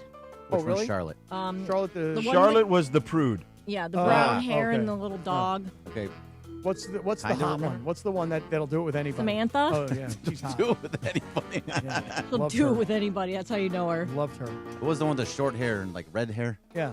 I don't remember. Miranda. Also a little, in a Miranda, weird right. way, kind of sexy. Yeah. In a weird way. Yeah, Another in a weird way. The like short a Cher hair kind of way. Not no. Cher Oh, by the different. way, Cher a little different. did you see that Momo implied, I guess Cher was at Pat Riley's Lakers party on Saturday night. That I did not know. Yeah.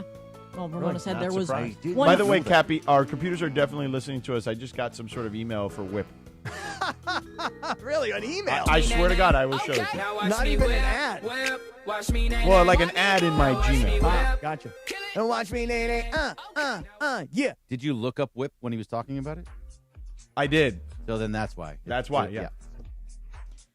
Darn thing's always listening. All right, let's nay. All right, so let's nay here, Cappy. So I noticed that last night on SportsCenter, Scott Van Pelt paid tribute to Mike Tirico in his Just One Thing. And before I get to my question, I just want to play the little minute-long rap that Mike Tirico had from the Olympics on Sunday following Team USA's win over Canada for the gold medal. Because of a drought that almost lasted a half century, those teams are revered. They are held on to forever. And what happened today doesn't take away from the greatness of those teams or the meaning that those teams have in U.S. hockey. But what you saw today was the build of a generation, inspired perhaps by that team that lost in 2010 in Vancouver to the Sidney Crosby golden goal in overtime. Or the team where TJ Oshie had all those shootout goals in 2014. That's when these guys were doing what you're doing, watching on TV. And they were young, and they were living the dream.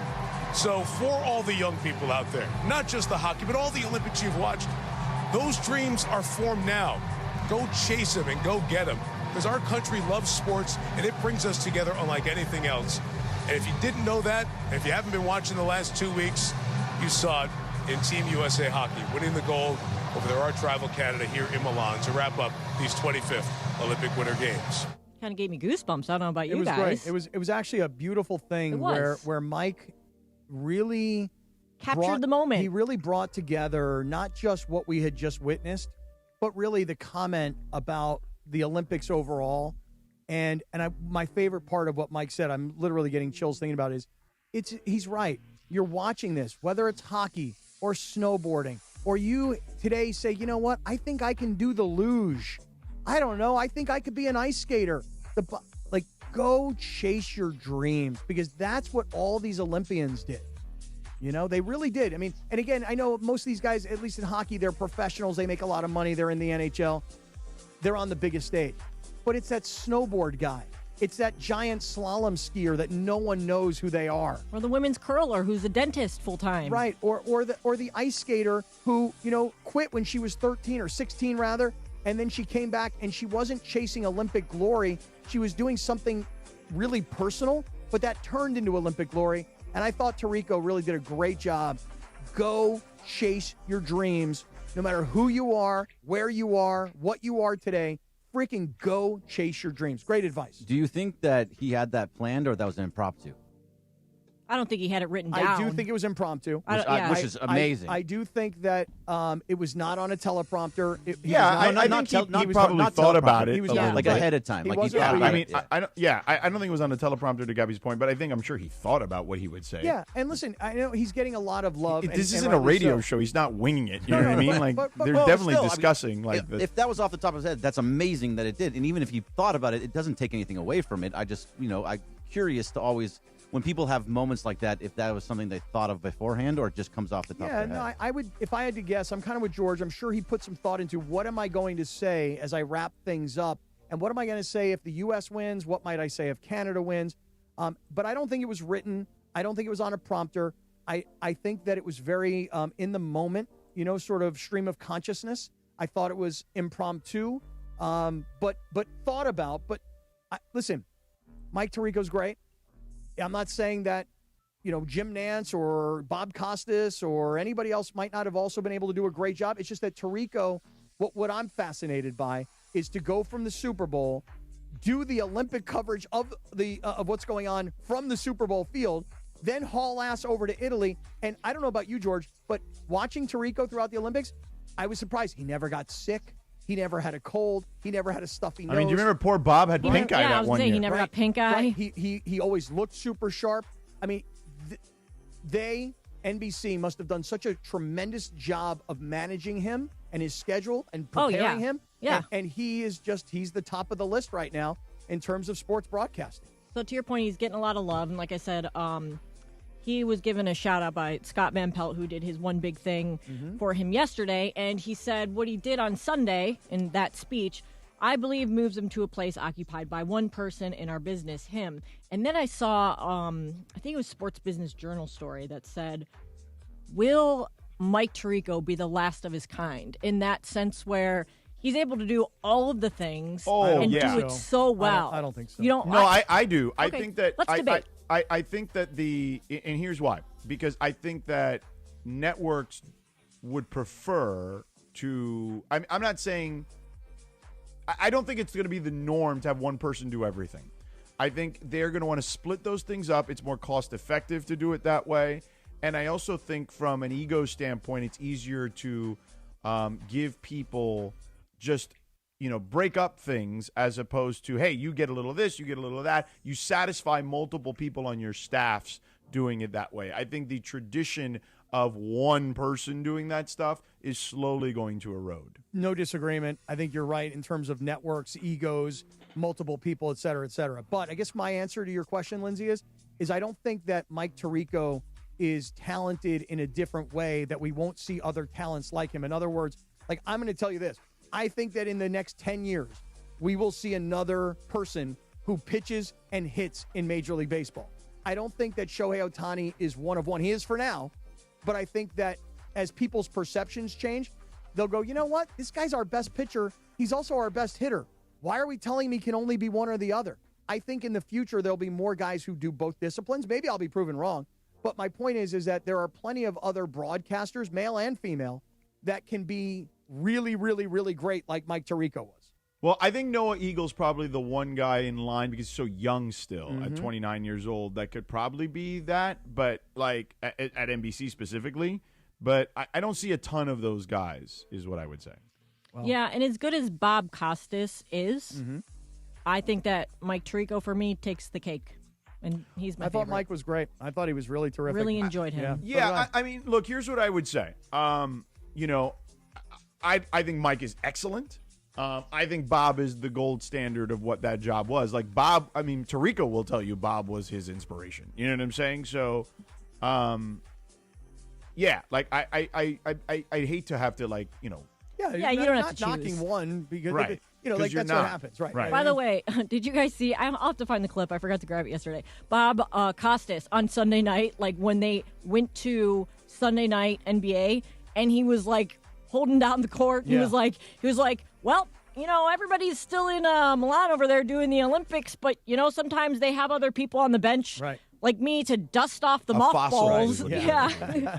It was quite funny. Costas, I was just like, oh, hey. He still looks great. He does. He really, looks great. He's kind of got that Dick Clark thing where he doesn't look like he's aging at all. Yeah. So shout out to Bob. And by the way, the Lindsay segment is also the Morning Wood, brought to you by Hernandez Wholesale Flooring. If you're in the market for new flooring, shop at Hernandez Wholesale Flooring, where every day is a deal. No gimmicks. Call 866-62-FLOOR or go to HernandezWholesaleFlooring.net. No sale beats wholesale. And I'm going to knock on the hardwood here in case you can hear that. I know you can't see me, but you can hear me. All right, Cappy. So before we get to dealer's choice and the don't sweat the small stuff, you mentioned Floyd Mayweather and Manny Pacquiao. Let's get into that because what is this guy doing? What are they both doing? Well, all right. So George, yesterday you sent. What they're doing? They're trying to make a lot of money. Yeah, but are people going to watch that? Okay. Yes. It's trash. Okay. Let's jump into this. I need Michael Thompson's thoughts on this. So, George, you said yesterday in our group chat, what a joke it is, right? That Manny Pacquiao and Floyd Mayweather are going to fight each other for the second time. What year was it that they fought the first time? Was it 2015-ish, 16-ish, something like that? Well, I'll look it up here real quick. Yeah.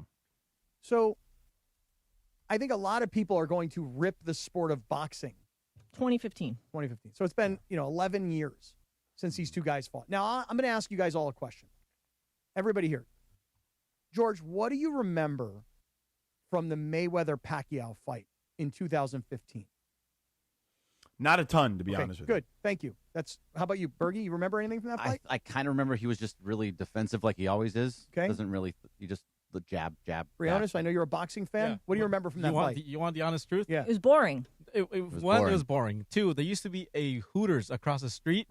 Right there with Masters and all that is now. I went to that Hooters with a couple of people, and we watched it there. Yeah. Yeah. And do you remember anything from that fight? Does anything stand out? Okay, let me ask you guys this question now. You ready, George?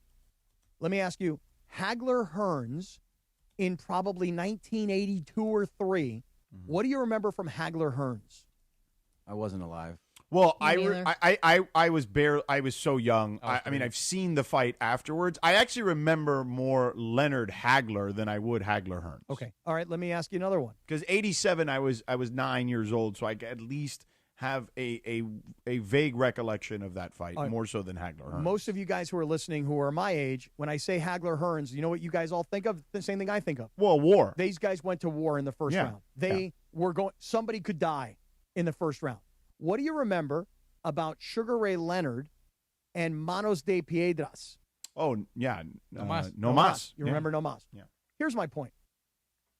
Floyd Mayweather and Manny Pacquiao fought in 2015 in what is a very unmemorable fight, mostly because that's the way Floyd Mayweather wanted every fight to go.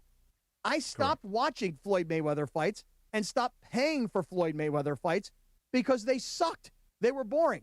In fact, the last time I even watched a Floyd Mayweather fight, which may have been his last for all I remember, was against Conor McGregor. It was his last. At least there was a spectacle to it. There was a notion that maybe Conor McGregor might actually somehow pull off this crazy upset and knock him out. But even that was boring. Because Floyd Mayweather is a defensive fighter. He's so fast, traditionally, he's now 49 years old, that he makes fights boring.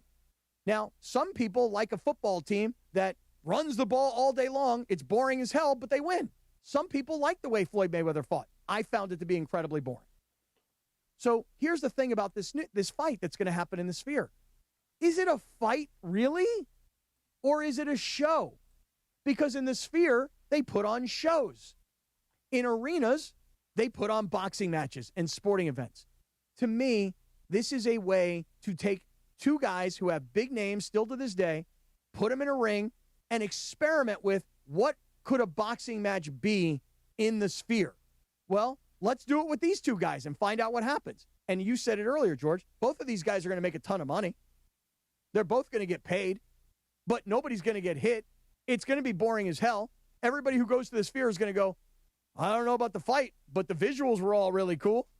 But don't you think that, like, this is going to be, to your point about it being in the Sphere, like, they're, like, testing it, It's I a guess. rehearsal. For other things. Yeah. For, like, UFC, they've talked about UFC and WWE being in the Sphere. Yeah, it's a rehearsal. And they don't want to, like, put an actual, like, title fight in there, right? So that's probably why they're doing this. Yeah. What does this say about boxing just in general? Like, who is the top boxer right now? That's their biggest problem. Still Canelo Alvarez. Yeah. Is he still the though? biggest draw. I think he's still the biggest name and the biggest He is. draw. I think he is. Yeah. For sure. Yeah, but is there like But who's sorry, Greg. Go He ahead. became more of a showman. If you kind of like Right. the way he's coming out of the ring now, it's just more of a show. Well, that's how boxing is, because they're trying to get people to hook them in, like with wrestling. like who's the top heavyweight boxer? We don't really It's have. supposed to be a- Anthony Joshua, but the Right. problem is now with the different promotions, the guys don't want to fight it each changes other. a lot different. The Yeah. guy, I mean, It's stupid. there's the Russian guy, right? Usyk, right? Yeah. Yes. Oh yeah. Now, Alexander. Morales Usyk. is not here, but there you Oh, go. there we go. Like I'm looking up the rankings right now. It's Alexander Usyk, Ajit Kabayel. Yeah, but I would say like the best Who are these fights are people? not really the heavyweights anymore. But You know what I'm it used saying? to be the heavyweights. Okay, then which one is it? What is it? The like bantamweight? I don't know what the weights are.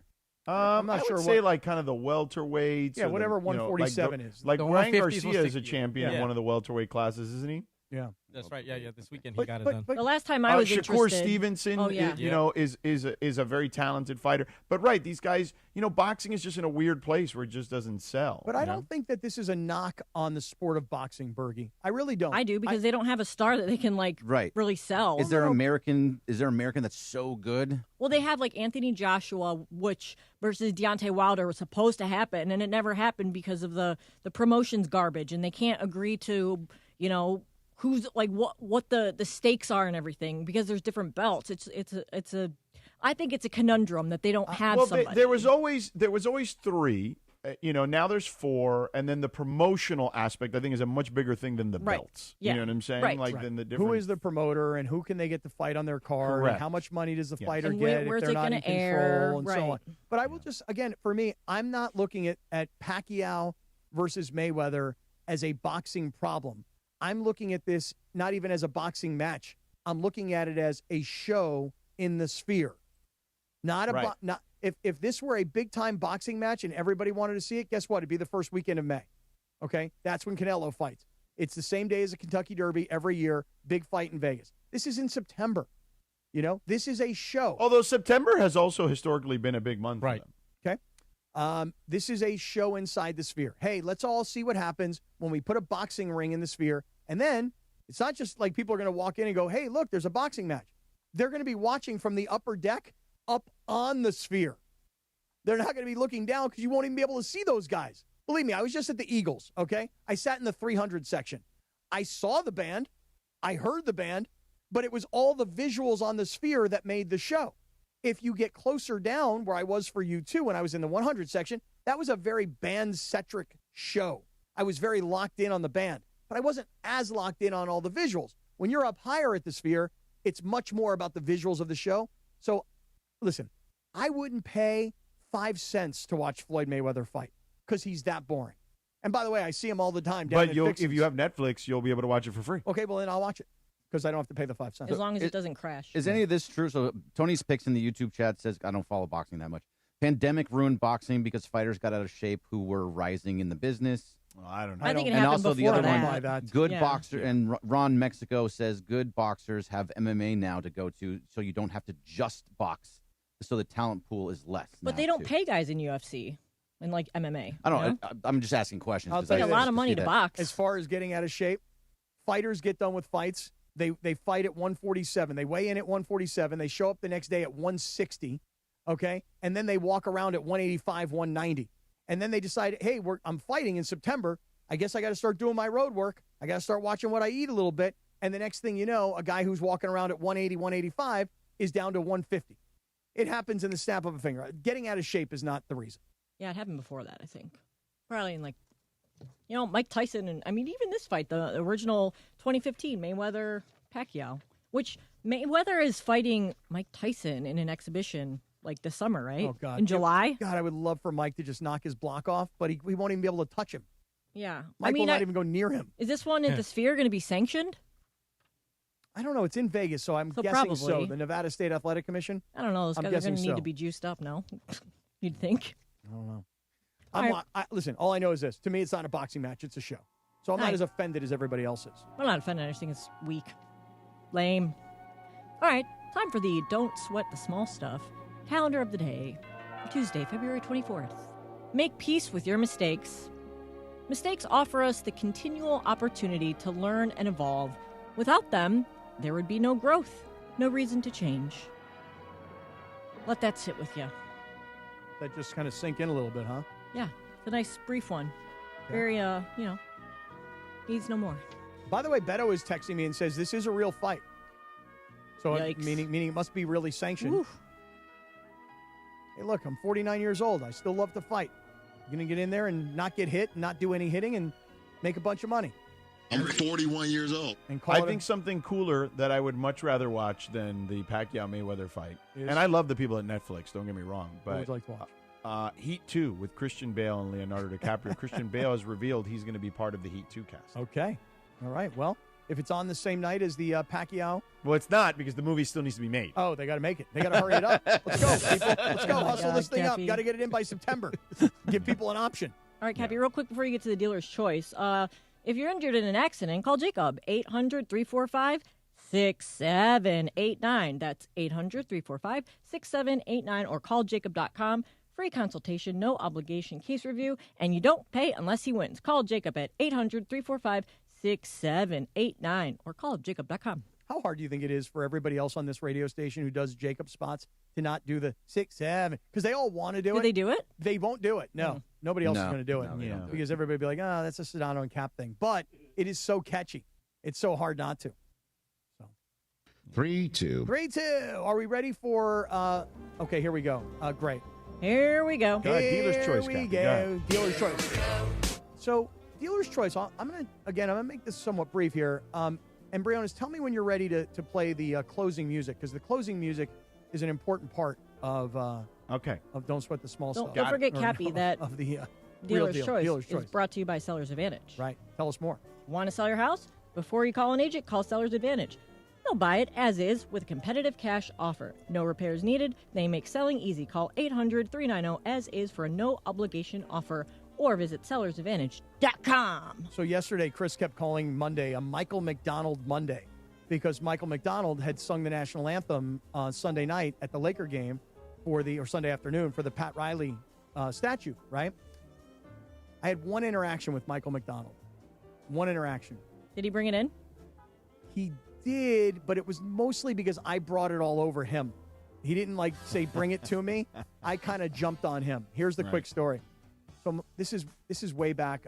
My ex-wife was, let's just put it this way, she was away for a couple of weeks. You know what I'm saying? What? Well, this is a whole other story for another day. Just go. Just keep going. And me and this friend of mine, this lady friend of mine, who's just a friend, she's like, hey, Michael McDonald is playing at whatever casino it was. And it was in like a ballroom at a casino. It wasn't like a concert venue. So she and I drove up to go see Michael McDonald. We get done with the show. We go out. We maybe gamble a little bit, have a drink. And we're leaving the casino. And there's a tour bus outside. And Michael McDonald is standing right there outside of the tour bus by himself. Nobody around him. And I say to this girl, I go, hey, there's Michael McDonald. She goes, no, that's not Michael McDonald. I go, yes, it is. It's Michael McDonald. I freaking screeched the car. Put it in park. The two of us jump out, run over. Hey, Michael McDonald, you were awesome, man. That was great. I'm like, let me grab some pictures. So I take pictures of me, her, and Michael McDonald taking selfies. A couple of years later, she calls me. She goes, hey, can I get that picture of us with Michael McDonald? But I deleted it from my phone. Oh, boy. Because I was worried that my wife would find this picture. While she was away. Right. Right. And then, unfortunately, the girl who I had taken to this concert was a great friend of mine, and she wound up dying of breast cancer. Oh, and whoa. I know. Sorry. I know. Sad, terrible twist sad ending there. here, right? And so I don't have the picture. Oh. So when you say to me, prove it, I can't even prove it. That was a hell of a dealer's choice. I know. That was definitely not where I expected that story to go. A lot of weird things that happened in that 30-second story. Yeah. From ex-wife being that was away. A lot. I feel like you got a lot to unpack there, Cappy. Girlfriend who wasn't just a friend dying. By the way, how is the divorce going? It's not going so great, as a matter of fact. All right, well, we're done here. Yeah, we are. By the way, Right. DRE 0196165. Forgot to read that before. All right, cool. I got to get my curling shirt from Beto. Where do I get Right my there, Sedano and Cap curling shirt? Right there on the couch. You want to show it on YouTube? Yeah, let me see it. George, have you seen the Sedano and Cap curling shirts? Yeah, I mean, I saw it on his Instagram. They're freaking awesome, is what they are. Better Look late at than these. never. These are great, man. Who wants one of these? I do. It's your curl on. There you go. All right, talk to you guys excellent work, tomorrow. Beto. Appreciate it. All right, Cappy, I'll talk to you tomorrow. Hey. See ya.